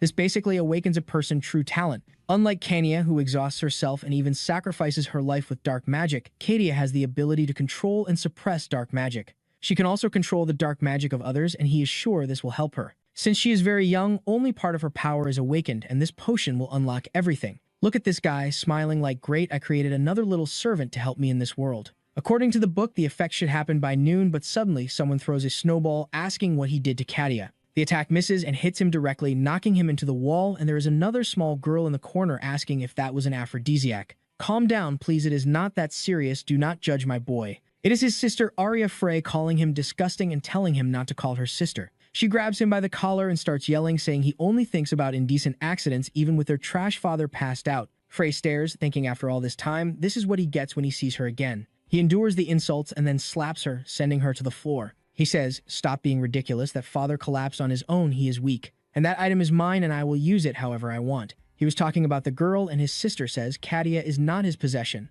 He smiles and says now that father collapsed, he is the head of the Starlight family.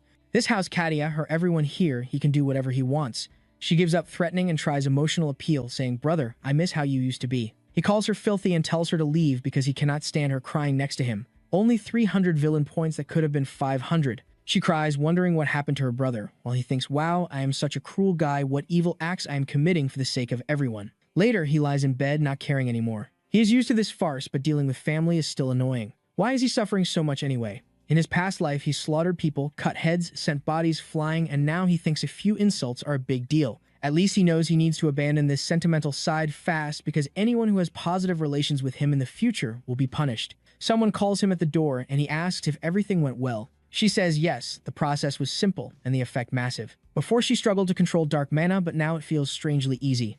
Wait, was that not your sister? Do you two have a link? It turns out she is using her sister power, which also allows clone creation. Frey thinks this is perfect because he needs a way to mask his identity. He tells her that when Kanya returns, she should invade the subconscious of some dorm residents and monitor the area. He can finally focus on the main mission without worry. Irina already swore loyalty, and he has the advantage over the other two. This prevents major accidents, and the mission can finally proceed unless something happens. Then he wonders where Serena is and why she has not returned from her trip. Serena is the one who was still in love with him even after he killed her. She is insane. The scene shifts to the western part of the continent. A ninja girl asks Serena what that is. She tells her friend to read, and it looks like something about ruins. Serena wants to visit the ruins of a hero from 1,000 years ago. She says she has no time, so she took a shortcut. The letter says being chosen as a hero was hard enough, but his descendants will face even harsher fates. Frey at this time should be progressing his missions. Somehow, she has this ancestral letter and is loving it, saying she cannot wait to return and see his reaction. Back to the mansion, Frey gets into the carriage, while his sister watches from above with an angry, foolish face. Kanya waves and asks if Frey will not say goodbye to Arya. He says no, meeting her will only cause more pain. The maid asks what the first mission is so she can help. He agrees and says the mission is to capture a person who will attack the novice dormitory. If he had lost the fight and become the attacker, everything would have been easier since he could blackmail people to free him later. But that plan failed, and now he does not know who the culprit will be. Kanya suggests he could still pretend to be the invader, but he explains that is not how the story works. Now that the flow changed, the attacker already exists, so they must let it happen. They need to watch the demons in those dorms. This is the perfect chance for them to infiltrate the Empire. The place is completely corrupt, and noble arrogance has pushed everyone to the edge of rebellion. Any move by the nobles now will spark revolt, and that is what they are waiting for. Kenya understands they plan to use this chaos to take over the Empire. He says yes, the prophecy states that if he fails, the Demon King will take even worse actions.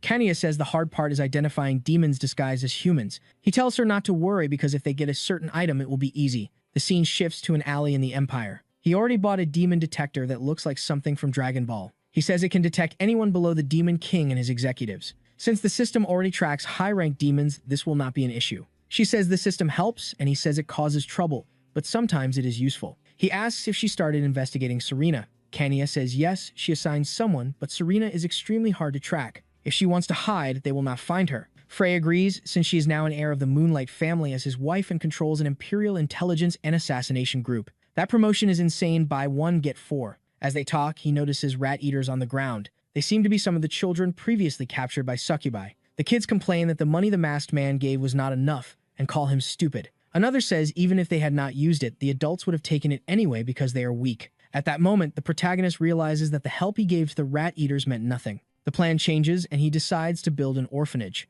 Perfect. They will find out and die right away. He says he is a hero and cannot ignore this suffering. He has more money than he needs, but of course, Kenya says he cannot do that. If he does, his identity will be exposed and everything is over. He then shows a pocket watch, saying it is a lifetimer he received after defeating Irina. As she can see, it only shows about 4 to 5 years left. That is painful. How can anyone enjoy life like that with a husband like this? He says he needs to do everything he can to atone for his sins.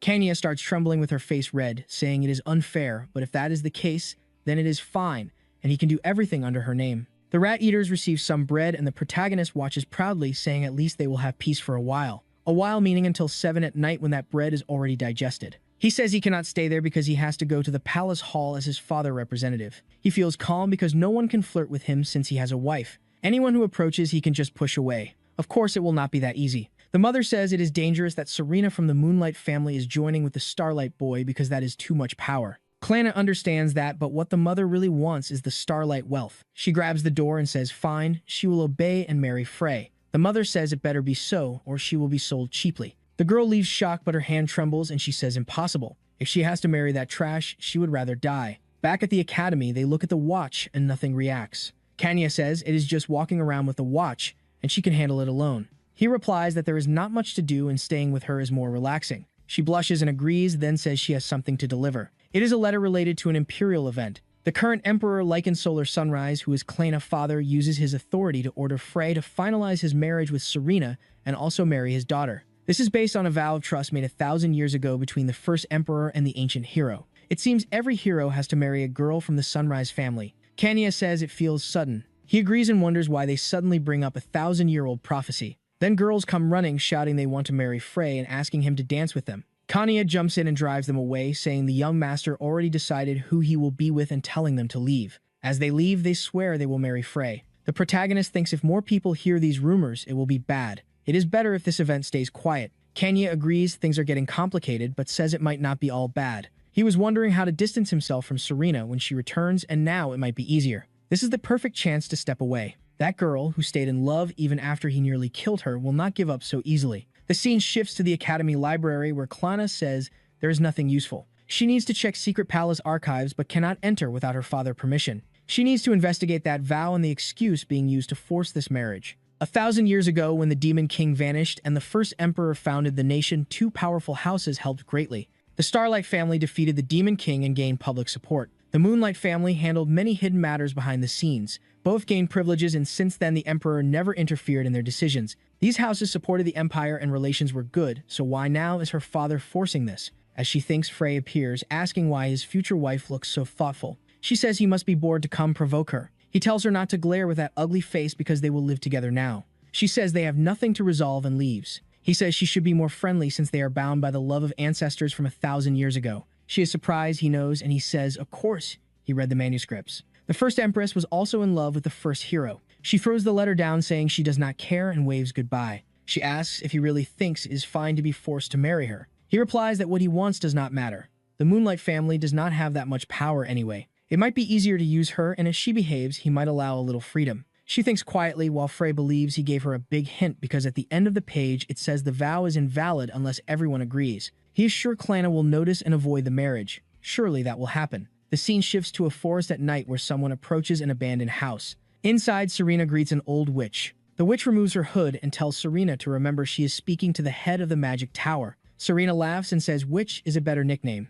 The witch sits and tells her to speak quickly since they have no time. Serena asks her to erase her memories. The witch is intrigued and says it has been a long time since someone asked to erase their own memory. What does she want to forget? Serena says, not something specific, but everything from the last month. The witch is shocked and calls her foolish, saying her body will not handle it. Serena explains she is about to reveal the true identity of the hero and cannot move forward with these doubts. She then adds another request. She wants a spell that forces unconditional obedience. The target of that obedience is Frey Rayon. If this is not done, she will end up killing him during the event. That is what real lack of self-control looks like. She would rather erase memories than restrain herself. The scene shifts to the day of the event with Clanna getting ready, feeling disappointed and unwilling. She hears a kitten meow and sees it, leaving behind a red book which was clearly Kenya. Clanna reads it and is shocked by what she sees. The scene cuts to the protagonist walking confidently down the hall. He asks if the item was delivered successfully and Kenya says yes. He thinks that with this, he is finally free. The marriage with Moonlight is cancelled and the one with Clanna will also be annulled. Her friend tells him not to celebrate too early before being sure. He looks to the side and says he is sure everything is fine. When he sees the blonde girl, he knows that even if she wants him, he can reject her. Kanya says that now the only thing left is dealing with an empress. He thinks it will not be difficult. Then another girl shows up playing with her hair, asking if she can have a moment with Frey. He remembers her as the crazy girl who humiliated Irina. He tells her to just say it already. She says she feels so sorry for him. He asks why. She says it is sad that he has to marry the most ill-mannered daughter of the royal family. She may be a princess, but she is worse than many rural nobles. The only decent thing she has is a bit of her looks. She says she truly pities dear Frey. If he married her instead, a count daughter, he could gain all the wealth and power he wants. Frey stays silent while she lifts her long dress and says she will leave so he can enjoy an incredible night. This girl keeps popping up to cause trouble, so it feels like she might matter later. Frey does not care at all, drinking his wine and saying she is just frustrated. Kanye agrees, saying nothing she does can change fate. Frey then excuses himself, saying it is time for his meeting. He hands over the glass and walks past Clanna, who stares intensely like she is gripping the cup with her tongue. The scene shifts to a room where a servant says, Her Majesty will arrive soon. Frey says the room looks like a child room, asking who chose all these teddy bears. The servant says it was the princess. Frey says it is amazing and that the room is perfect.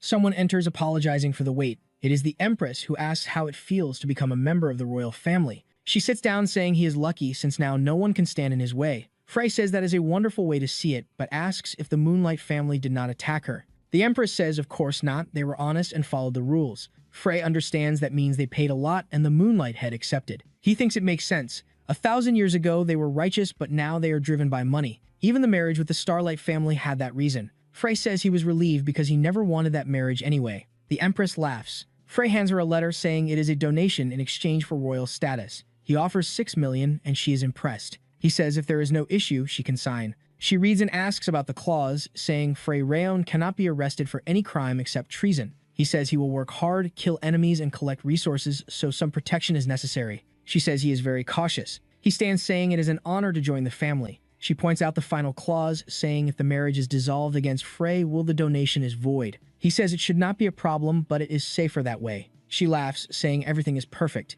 That means Clanna cannot oppose it anymore. He leaves and closes the door. Outside, he thinks this nation is doomed. Its leaders are blinded by greed, but the plan worked. This lets him act as a villain longer. Outside, Clanna says it looks like everything was settled. He asks why she is there. She says she was just discussing ways to strengthen the nation. She tells him to stop lying and admit his selfish desires. She says he should wake up because things will not go as he expects. She walks past him confidently while he looks back calmly. He found a way to avoid the marriage and everything is going as planned. Now he just needs to watch the chaos unfold. Later, everyone is gathered and Frey checks the message. Even the Emperor sealed the document, so it is officially royal. He says this is the perfect chance, so no one suspects he is pretending to be a villain. Kanya asks where Serena is. He says she should have received the invitation, so it is strange. If she did not come, the Moonlight family probably refused. Kanya says the family head often avoids such events, and since Serena's marriage was cancelled, it makes sense. Frey is disappointed because he thought they would at least try to kill him. Kanya agrees it is strange since they did nothing. Frey thinks something is wrong.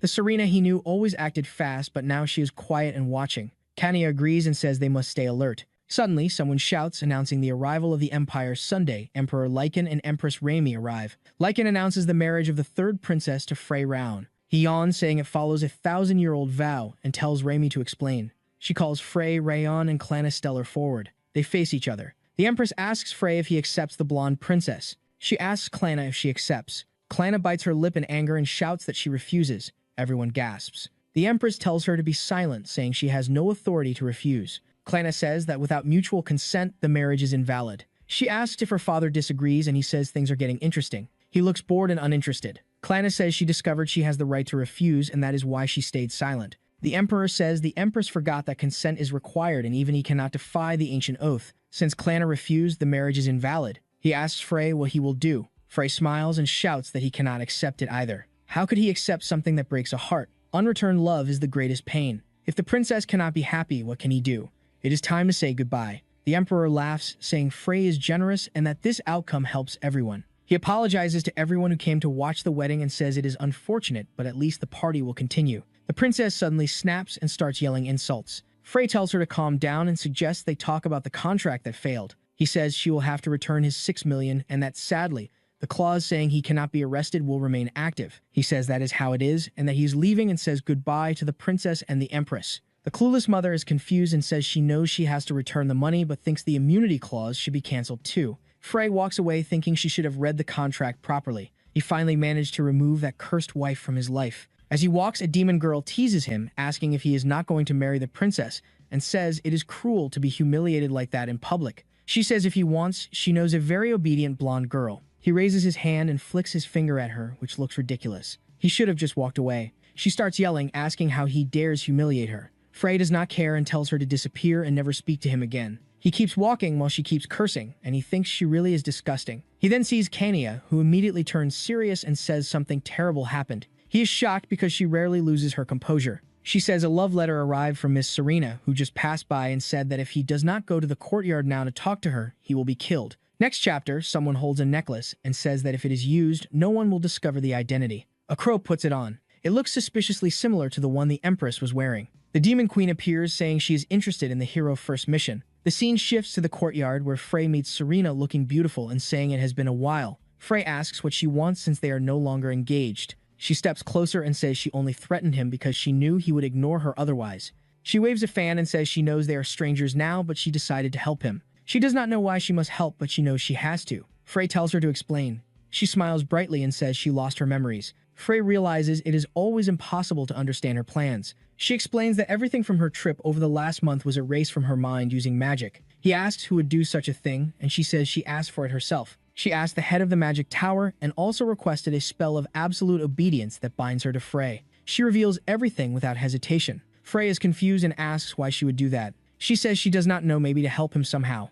If she decided to erase her memories and bind herself, it must be because she had to forget something he knows. Something about him or something she saw in the ruins. Frey immediately realizes she must have seen the hero ruins where identities, penalties, and even information about the system are revealed. It is written in another language that should be impossible to read, but she somehow did. She discovered who he really is and erased her memories, so he would not suffer penalties. He thinks she truly is a genius. Serena smiles, picking a flower, and says that if she chose to erase her memories, she obviously does not want to remember again. Frey sighs and says he understands the situation but asks why she wants to help if they have no bond anymore. She answers simply that she will help because she loves him. She says goodbye, saying she knows he is trash, but she still likes him and tells him to call her later. Frey thinks none of this makes sense and that he clearly lost something here. Still, with Serena's support, he now has access to an intelligence network. Combined with his legal immunity, this should make the first mission easy. The scene shifts to the old woman from the magic tower walking through the street complaining that she is being overworked lately. She thinks if that cursed girl was not her apprentice.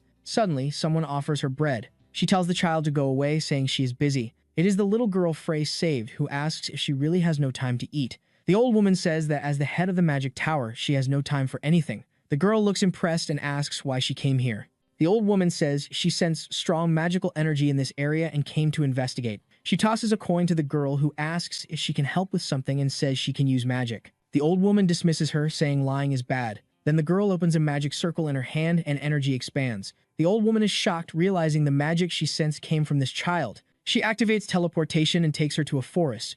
She asks her name and the girl says Glare. The old woman says from now on, Glare is her apprentice. The scene shifts to what looks like the Demon Queen castle. She says she is tired of being trapped because of that cursed penalty. The crow asks what is wrong and she says it is time to move. The novice dormitory will be attacked and during the chaos, they will infiltrate with the Demon King army. The crow says he will gather suitable people. She tells him to find humans consumed by hatred, envy, anger, greed, and other negative emotions, since they are more receptive to dark magic and control. She also tells him to bring something else we do not see. The scene moves to the dormitory the next day. Frey is making plans and says he needs strength for what is coming. Kanya asks if the important part is the attack or what happens after. He says what comes after does not matter since he has legal immunity and Serena help. Kanya says they still need to search, but asks what if they cannot find them. He says it will be easy because the demon detector is a special item. Even if they hide and stay quiet, it will work. Only the system could bypass it, but since he is the hero, that is not an issue.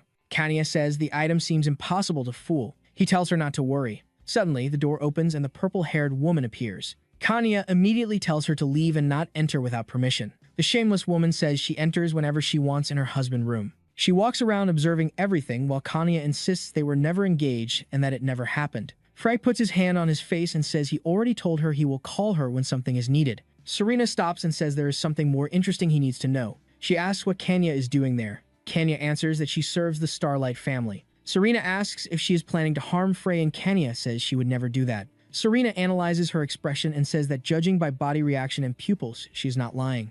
It seems she can trust the maid. Frey thanks her for the help. Serena then says that since she is here, he has an order for her. She must never be certain about anything related to him. She says she understands and it is clear the order worked through magic. Frey believes this will prevent any penalties from activating. On the fake villain path, punishment only triggers when someone has absolute certainty, just like when Kanya learned everything before. He hands Serena a map of the commoner dormitory along with the demon detector and tells her he needs the Moonlight family intelligence team watching that place. Serena says she understands but asks why he is acting like this since it seems positive. He tells her not to ask and that it is an order and she only needs to obey. The command works again and he tells her to report anything suspicious she finds. She says she understands and heads for the door, saying she will see him later and adds that she loves him. Frey looks awkward and Kanya says Serena is always unpredictable. Frey agrees and says now he just needs patience. Sometime later, the ninja girls are running everywhere at full speed. One reports to Serena that all people are in position watching the area and so far there is no unusual reaction.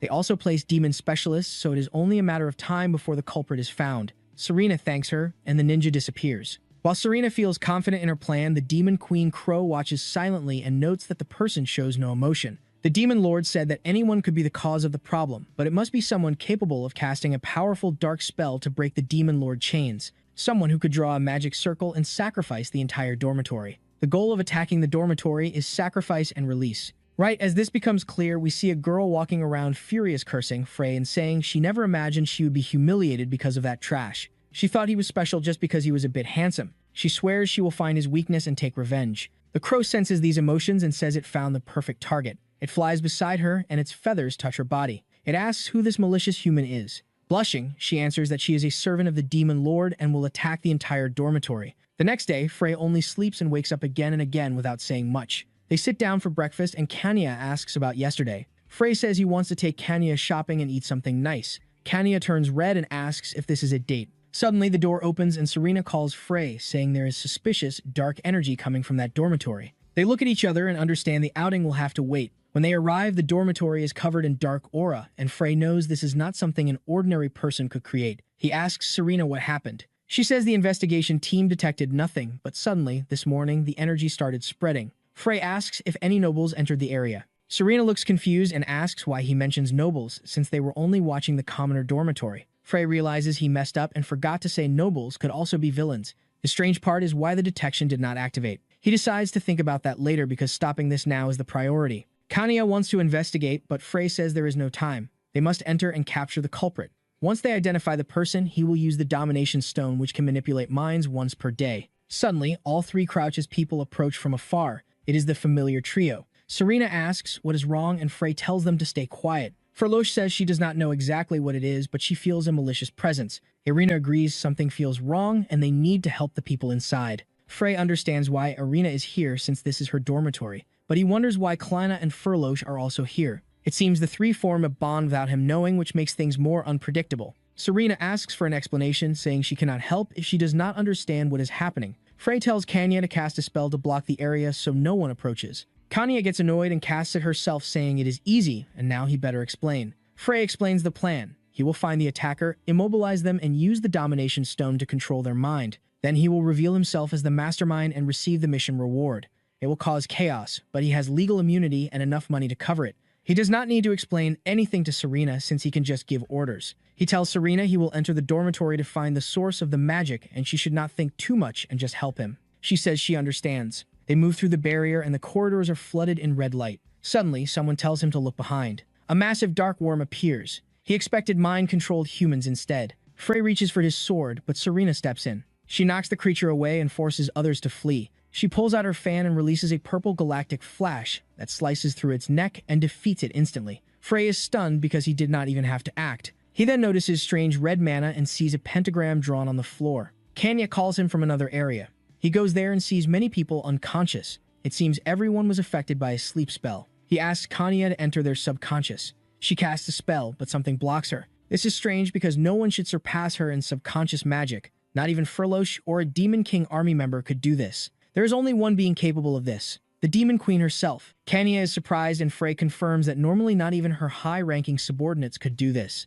The question is why she would involve herself in an attack on a random dormitory. Frey decides not to overthink it. First, they must resolve the situation. Serena appears again, looking exhausted. Then the hardworking girl shows up, always running around, saying she checked the area and something feels wrong. There are tons of monsters moving back and forth, but there are no random incidents. It clearly looks like they are being controlled by someone, and that someone is the attacker. Frey finishes. She agrees and reminds him about the graffiti from earlier. The same marks are on the floor of the first, second, and third levels. The whole dormitory is probably inside one massive magic circle. Frey already knows the Demon Lord is involved. A giant magic circle like this is clearly a sacrifice spell. He remembers something like this from the prophecy but cannot recall the details. It is probably connected to that circle meant to drain children, just like what the succubus did before. A sacrifice circle needs a final activation point where the effect happens, and that should be on the top floor. The culprit will be there and he has to destroy both. Then there she is, the jealous blonde, completely unhinged arm, raised eyes glowing while the crow watches, saying she was the perfect target.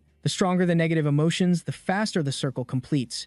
At this pace, everything will finish in 1 hour. Frey appears, draws his sword, and asks if she really made Isabel the chosen target. Looks like it, and he does not hesitate. He fires a burst of starlight. She is unharmed, and he realizes it was not enough. The crow laughs, saying it is funny that Frey thought that would work. Even if he arrived mid-plan, nothing would change. Isabel attacks, but Serena arrives in perfect timing and unleashes a sequence that disrupts the spell. Kanya steps in as well, and both tell Frey not to worry and that they will handle it. He only needs to deal with the crow, and he thanks them. The two girls move with confidence while Isabel conjures more spells. Frey draws his aura blade as explosions erupt behind him and demands the crow explain who he is and why he is here. The crow gets angry because too many people showed up. Still, it says that is fine since it only needs to control one more mind.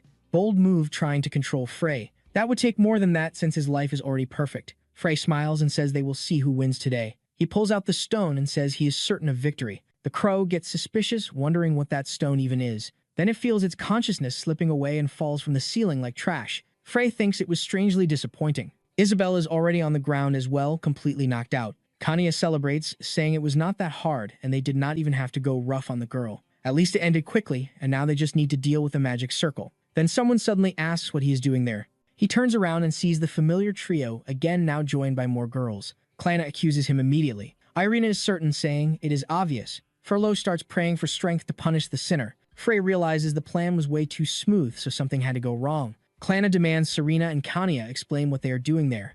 Kanya panics and says she sensed something strange in the dormitory and came to check, and then they ran into them. She joins the others and even tells Frey off. Now things get worse because Serena says Frey is not a bad person. He was helping find the real attackers. Suddenly, Serena freezes. She looks confused, mid-sentence asking why Frey is even here. Her mind blanks out completely. The domination effect is hitting her and she is suffering. Frey knows that if he runs now and turns himself in, the mission will be complete. The problem is the magic circle still needs to be destroyed and he is the only one who knows how. If anyone else tries and makes a mistake, the disaster would be massive. If the domination stone had no usage limit, this would be easy. He could just move them away and finish it. Sadly, he has no choice. The stone suddenly shatters, releasing an aura that spreads everywhere, affecting the crow, the monsters, and the building. Everyone collapses confused, asking what that light was. He used the domination stone in berserk mode. Creatures without consciousness begin to go wild. Monsters flood in as he spreads his arms and smiles. This gives him enough time to dismantle the magic circle.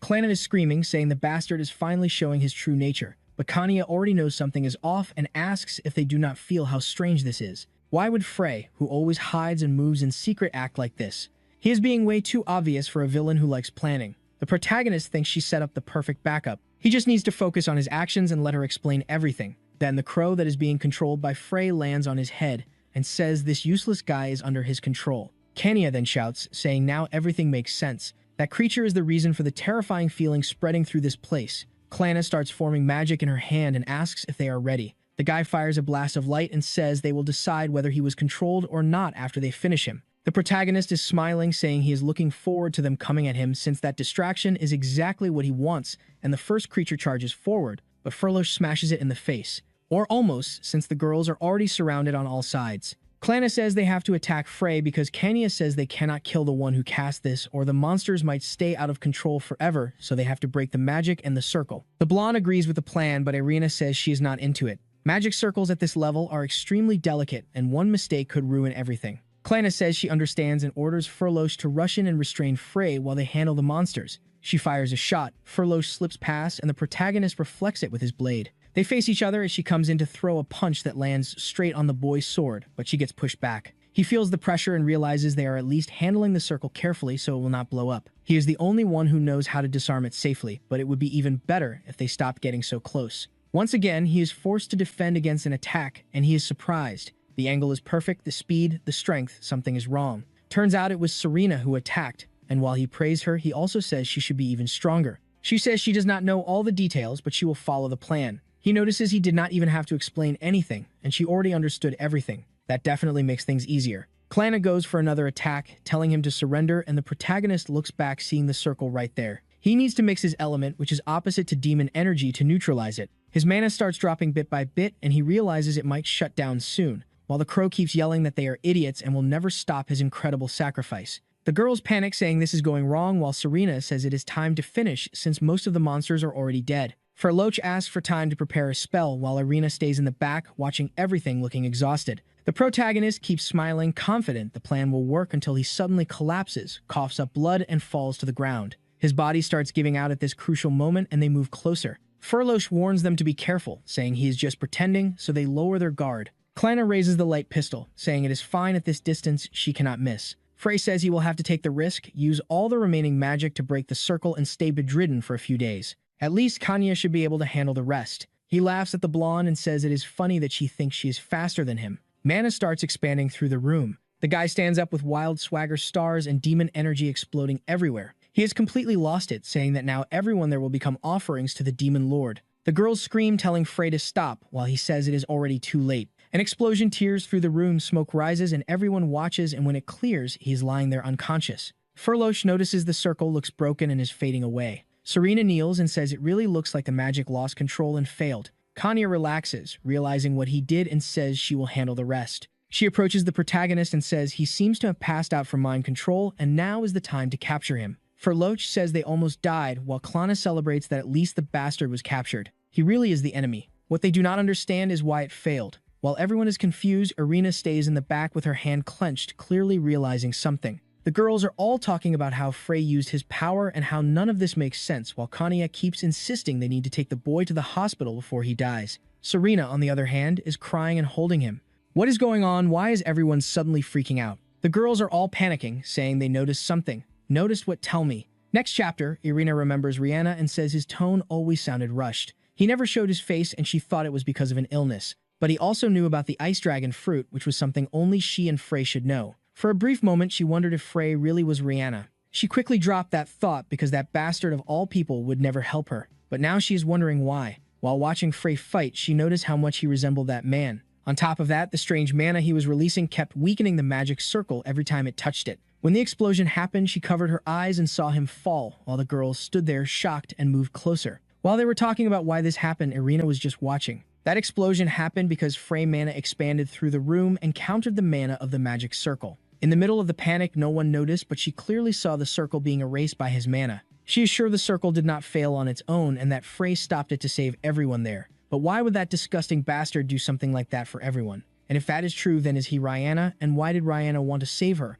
And why does he want to hide his identity so badly? Her thoughts are interrupted by Serena screaming no while holding Frey, who is bleeding from multiple wounds. Now Irina is the one in shock, trying to understand what is happening to the boy. The scene shifts to the Demon Lord Castle. The tall woman wonders where everyone is and says it is funny how the crows stop responding. She also received a notification that the mission failed, so it seems she lost. She is basically fighting the system one-on-one. Main mission: attack the dormitory. Use the noble students to attack the dormitory and activate the sacrificial circle. She says it looks like she still cannot leave the castle, but that is fine since this was just a warm-up. Still, she is already bored. How long does she have to stay trapped in this place? She wants to know who this entity is that told her to prioritize system commands and kill the hero. Being the only one trapped there is extremely unfair. You really resemble Irina. Careful, demon girl. She wants to leave and at least send subordinates to start destroying the world, but the system says she still cannot leave or act directly. This system was supposed to help, but instead, it keeps giving orders she does not want to follow and piling restrictions on her.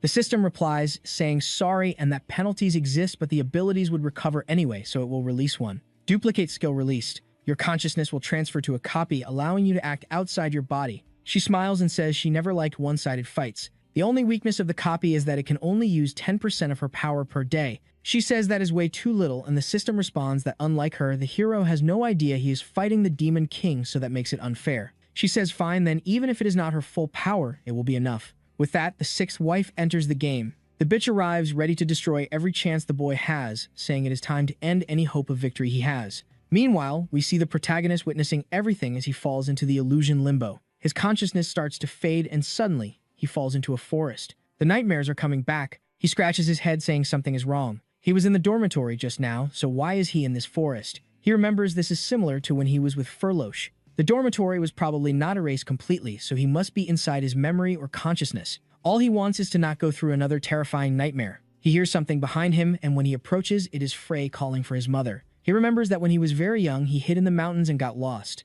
But where is his mother because there is a huge monster ahead? A werewolf is hunting him while the protagonist says he does not remember being attacked by this creature in the past. At this rate, the child would die and the beast jumps to strike. He thought it would be some kind of future Frey saving past Frey, but instead, someone throws a fireball straight into the monster chest. The beast runs away burned and Irina appears, saying she found him. What is he doing in a place like this? He awkwardly tries to hug her in thanks, but she pushes him away and tells him not to get the wrong idea. He is not her friend or anything since she hates all nobles. Watching this, Frey realizes this is the moment he first met Irina, but he wonders why he does not remember it happening like this. In his memories, he met her when she was working as a bounty hunter. He remembers going to the forest with his mother and getting lost, but back then he was not attacked by a werewolf and Irina did not appear. In fact, his father showed up and brought him home safely. He starts thinking that like with Furlosh, everything he is seeing might be illusions. Maybe this is a manipulated memory. His head feels like it is going to explode, but it is clear something is interfering with his memories. Irina tells him they are leaving. She needs to take him home and collect the Duke reward.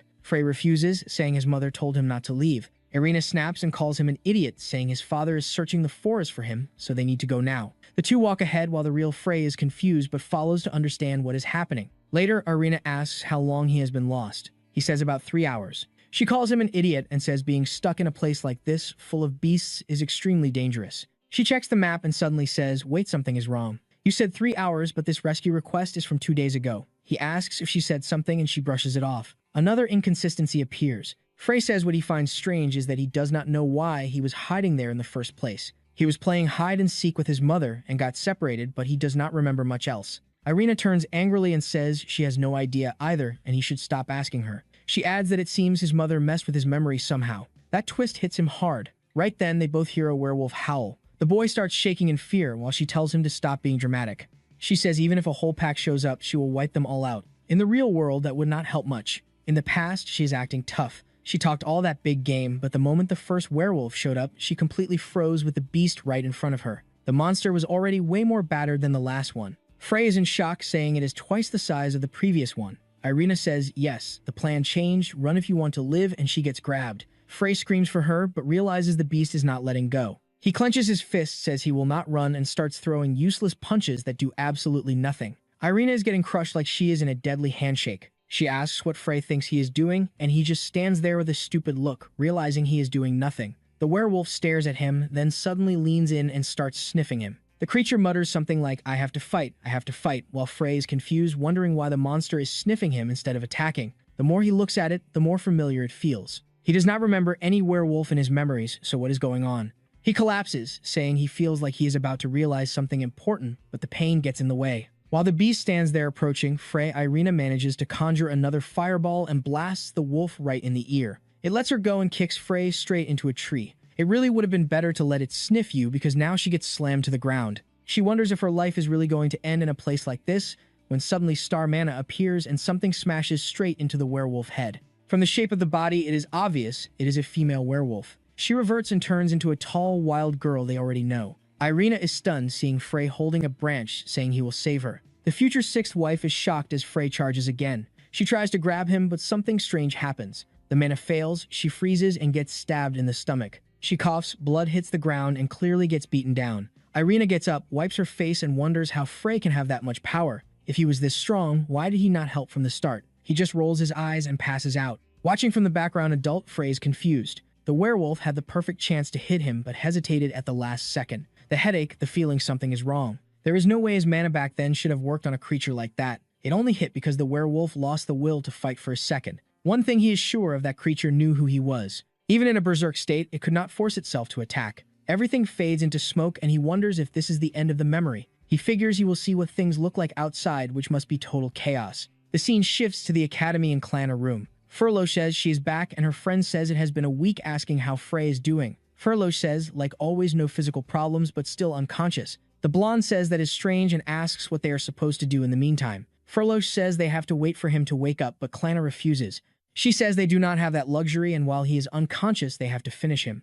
The friend agrees, but says Klana is supposed to be a saint, and saints should not act so cruelly. Klana says that hesitation will get everyone killed. Even without solid proof that Frey is a villain, they need to make more people suspect him. The fact that he infiltrated that house and ended up helping the Demon King army are undeniable facts. That alone is enough for many people to believe he has ties to the Demon King. That gives them the perfect chance to destroy his reputation. Furlough hesitates but says she understands, and maybe it really is a good idea. Her friend is about to agree when someone calls for Klana and apologizes for interrupting. A mage reports that Isabel has regained consciousness. The blonde immediately says she will go check. She needs to find out what that girl was doing in that place. She says she will leave the rest to Furlough and walks away. Then someone approaches Furlough asking to talk for a moment. He says this is Klana room and no one is allowed inside, and he has work to do. Then her power catches his eye and he says maybe she can enter. The little demon girl is already inside, seeing the black bird unconscious. She wants to enter that creature consciousness to discover the identity of the real hero. She sees all the images of Frey sending power everywhere. She gets excited, saying she figured out who he is. She prepares a demonic power, saying now that she knows the target, she just needs to destroy him completely. 3 months later, Frey is still bedridden, and Serena is in shock, asking Kanya what is going on. A magical explosion like that should not keep someone in bed for 3 months. That is impossible. She is always by his side, so she should know something. Kanya looks down and says sadly she has no idea either. Serena tells her to stop pretending and asks if they are going to have to fight, saying she will start using her methods. Suddenly, maid Irina appears. Frey wakes up because she came to clean the room. Serena tells her to come back later because they are dealing with something important. Irina explains she has a death pact, and if she does not clean the room every time she dies, so she has no choice. Serena wants to kill her for that, but Irina tells them to keep talking while she cleans. Obviously, she is only there to listen. The two change their minds and decide to talk outside so she cannot hear. Irina sees this as the perfect chance to investigate, but then Frey coughs up blood. The boy almost wakes up after 3 months.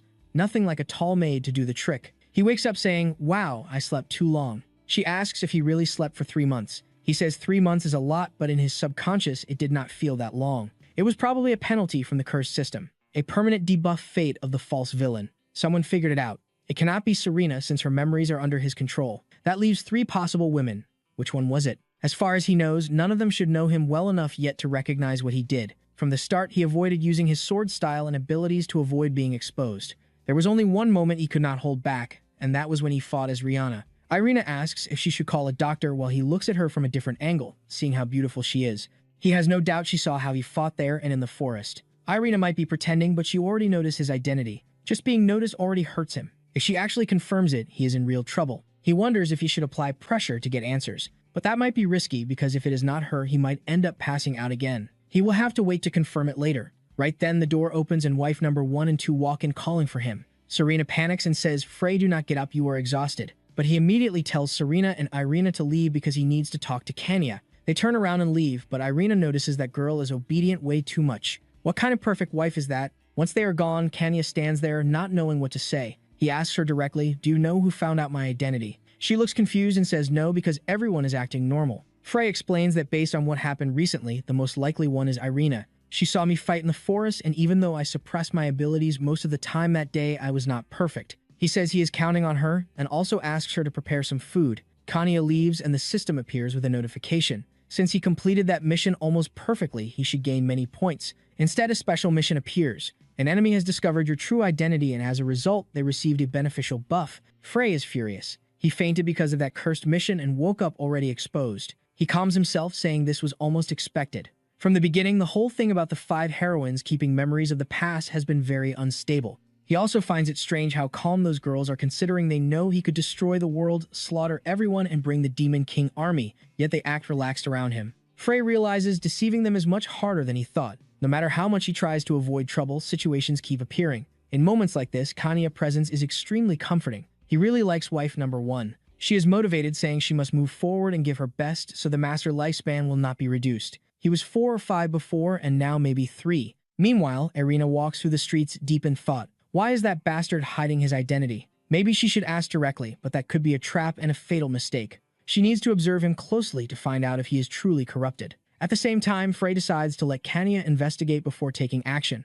At the Imperial Castle, the blonde is furious because she cannot imprison Frey. Her mother says it is because of that cursed contract that cannot be broken, and it is an absolute order from the Emperor. The daughter says fine, then she will bind herself to the contract and face the consequences when everything collapses. As they leave, someone says that if they had one of those crows, they could damage Frey's reputation more. She replies that staying calm for now is better, or they could face a reversal. The focus is to link Frey to the Demon King army. In the end, he would be executed by this country. There is no way he can compete with her wealth and power, or with Furlosh, who is at the church wondering why Frey is unconscious. There is no medical reason, so this coma is strange. Furlosh says now that the first mission is complete, she is tired of playing dumb. She smiles, saying she can finally start doing what she wants. The red-haired demon queen must be moving too. She looks confident because Serena is her ally. Things are getting complicated. He knows about the past life, and she knows too. He has a mission, and they have one as well. This feels dangerous. On a sunny day in a beautiful garden, Serena holds flowers when a white parrot appears.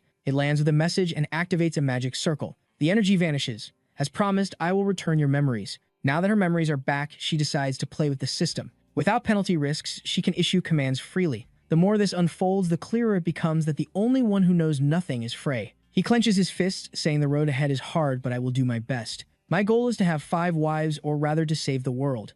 The scene shifts to a dark cave. Water drips and someone steps forward. A golden eye stares, asking who dares enter. A red dragon roars, saying she should be ready to die. The figure removes the hood and the dragon freezes, recognizing the demon lord. She says the story is correct, but this is only her avatar. She orders the Demon King army to be summoned. The dragon says everything is finally starting. She replies, it is time to end the hero once and for all. The next chapter speaks of the hero who saved the world 1,000 years ago, Manhwa Recaps. The protagonist is his descendant Frey Round Starlight. Following the system prophecy to unlock the secret route, he caused the deaths of countless loved ones and all heroines. The secret route, the path of the false villain, only exists for someone who destroyed the world once. The only way to save it is through false villainy. To succeed, he must become the worst villain while ensuring none of the 5 die. Frey wants a world where all are happy. The problem is that the 5 girls remember the past and all the evil he committed. He must save the world while fleeing from them. At least, he completed the first mission of clearing the dormitory. Now he coughs blood with his aura active, saying he knew this was coming.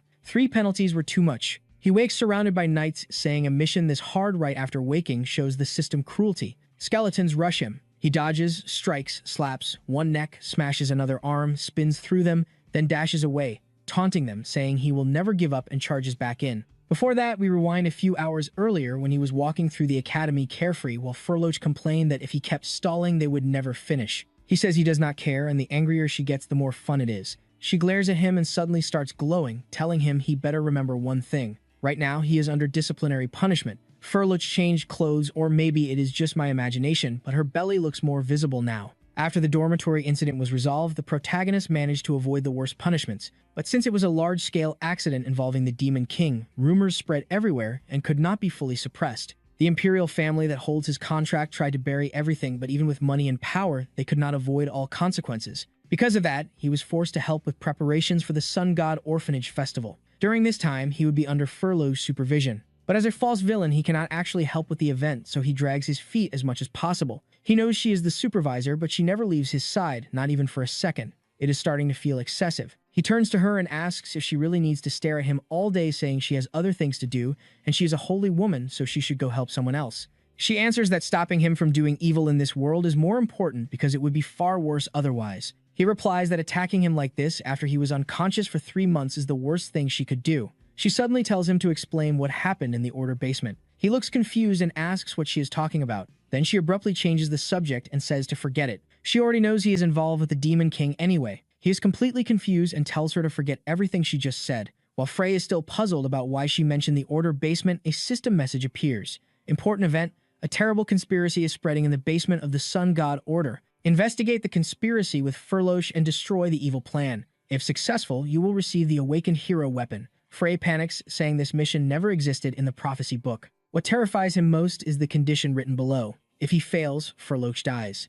That changes everything. He has no choice. 4 wives is not 5, and his dream is very specific. Furloach crosses her arms and says she knows he has information, so he should talk already. He rubs his face and says if she wants answers, they need to see it with their own eyes. While they talk, someone in a hood quietly watches them. The scene shifts to the church basement. As they walk, Furloach says she did not even know this place existed. He says it looks abandoned, but asks how a holy woman like her did not know about it. She explains she once tried to investigate and sensed a strange aura coming from here. When she tried to look deeper, she was stopped. They told her they were storing illegal items, and that explained the aura, so she was not allowed to interfere. Frey realizes the guards might be gone because of the festival, or maybe there is something more going on. Furloach thinks this is the perfect chance to expose the Demon King conspiracy. Frey finds it strange since she should not know he is an ally, so why is she talking so openly? He suddenly notices a strange stone tablet nearby. Letters form in front of him saying in the beginning there were the gods of the sun, the moon, and the stars. Under the protection of these 3 gods, the world reached balance and prosperity. Frey finds it strange that ancient script from his world exists here, and also the mention of 3 gods is unfamiliar. He never saw anything like this before. Furloach holds her face and says she has seen that script before. There are stone tablets scattered across the continent with the same strange writing. She tried to decipher them, but it was too difficult, so she gave up. Frey finds that interesting. If more exists, he could gather more information later. They reach a massive door covered in magic circles, barriers, and warning seals. Frey says attacking it would be dangerous and opening it would be difficult. Furloach does not hesitate and punches straight through it, destroying everything. Seeing that he just says fine and they move on. The next corridor is far larger. Furloach is shocked something this huge exists underground. She points ahead and asks why there is an army of undead beneath the main hall. Frey senses something off. These undead emit a mix of sunlight, aura, and dark magic. They are undead paladins revived but still carrying holy power. The question is why so many exist here. Furloach tells him to look above, and there is another massive sacrificial magic circle. Frey immediately understands. A huge circle over a massive undead army. He casually asks Furloach if she found what she wanted. Following him here was extremely dangerous, and now she is defenseless. She backs away, telling him not to come closer or she will beat him. He calmly says there is no point pretending. She already used the sun god protection today. She cannot stop him now. Since she has no way to resist, he will show mercy and explain part of the plan. He points at the giant circle and says it is likely placed directly beneath the orphanage being built. During the festival, it would be the perfect moment for the largest sacrifice possible. Furloach panics and runs, saying it is impossible and too dangerous. He laughs and tells her she will die together with everyone else. Then he sighs and drops the act. He says good, she escaped, and now she will make sure no one dies. It is clear Furloach understands what he is trying to do. She is far smarter than he gives her credit for. He thinks he is playing the game, but he is the one being played. He turns bored and faces the skeleton army. A skeleton fires an arrow. Frey dashes forward, slashes everything apart, and says after sleeping for 3 months, he can finally fight like a real hero. Bones shatter, skulls fly, and he cuts through them but starts to feel exhausted. He kills 1 and 5 more appear. Blood spills endlessly from his mouth. He gathers star mana and charges again, breaking bones everywhere while someone watches from the shadows. Irina is observing everything. She now fully understands Frey's plan. 1 month earlier, she went to the Grey Forest and checked the golem Frey killed. She recognized the same star mana. That is when she became certain Rihanna is Frey. But if that is true, then everything makes even less sense now. Why would he insult her, then try to help her, and then bring her to this place? What is this kid goal? Now she is watching him destroy the skeletons and wondering why he only acts evil in front of others. Who exactly is Frey? He is just a boy once again struggling to fight monsters with blood spilling from his mouth. His eyes are red and unfocused. The problem is his speed and strength are dropping because his body is falling apart the more those women uncover his plan. He attacks another skeleton knowing that at this pace he will run out of stamina again and pass out. He thought he could handle these paladins, but his energy is going to run out first. That is when he finally notices what looks like 2 liches in the back raising glowing spheres of energy. Those are undead priests feeding the magic circle. Actually, they are activating the sacrificial circle. Half unconscious, he pushes forward, shattering the skeletons ahead and lunges toward the undead. He coughs blood again, leaps forward, and swings. The monsters are huge, hanging in the air. He cuts them down, and they crash to the ground. The circle that was draining energy breaks apart. And if there is one thing to expect from Frey, this is the moment he passes out. And that is exactly what happens. Frey is going to die. Only a girl with a lot of fire can save him now. A massive fire blast hits the skeletons. She rushes in, activates a flamethrower, and burns everything. While the monsters are roasted, she grabs Frey to escape. But then the skeletons walk out of the flames like nothing happened. Her attack was useless. Worse than that, she had to use a scroll to cast it because her mana is still ruined. She panics, thinking of what to do, and finds a strange scroll that looks harmless. She remembers the last time she bought a scroll, the seller tossed in an extra as a bonus. With no better option and questionable judgment, she goes all in and activates it. A magic circle appears at their feet. Classic teleport. The scene shifts to a forest as the two appear there. At least the sleeping prince seems alive for now. But she feels something is off. That scroll clearly looked like an attack scroll. She will politely complain to that bastard later. The strange part is this does not look like the Grey Forest. Then she notices a secret base in front of her that she and Frey built when they were kids. That means they are much closer to the Starlight territory. This feels way too intentional. And since Frey seems tied to all of this, she needs to ask him directly. She pulls out a potion and they stay in the cabin. Night falls, morning comes. Frey coughs blood like always. This guy passes out way too much. He wakes up with no idea where he is. Someone asks if the young master is alright, and there is Kanya standing in front of him. Wait, is this an illusion? Is this Irina disguised as Kenya, or is it like on this video that helps Mamoru make more juicy content for his viewers? Activate the cheeky little bell, and I am out.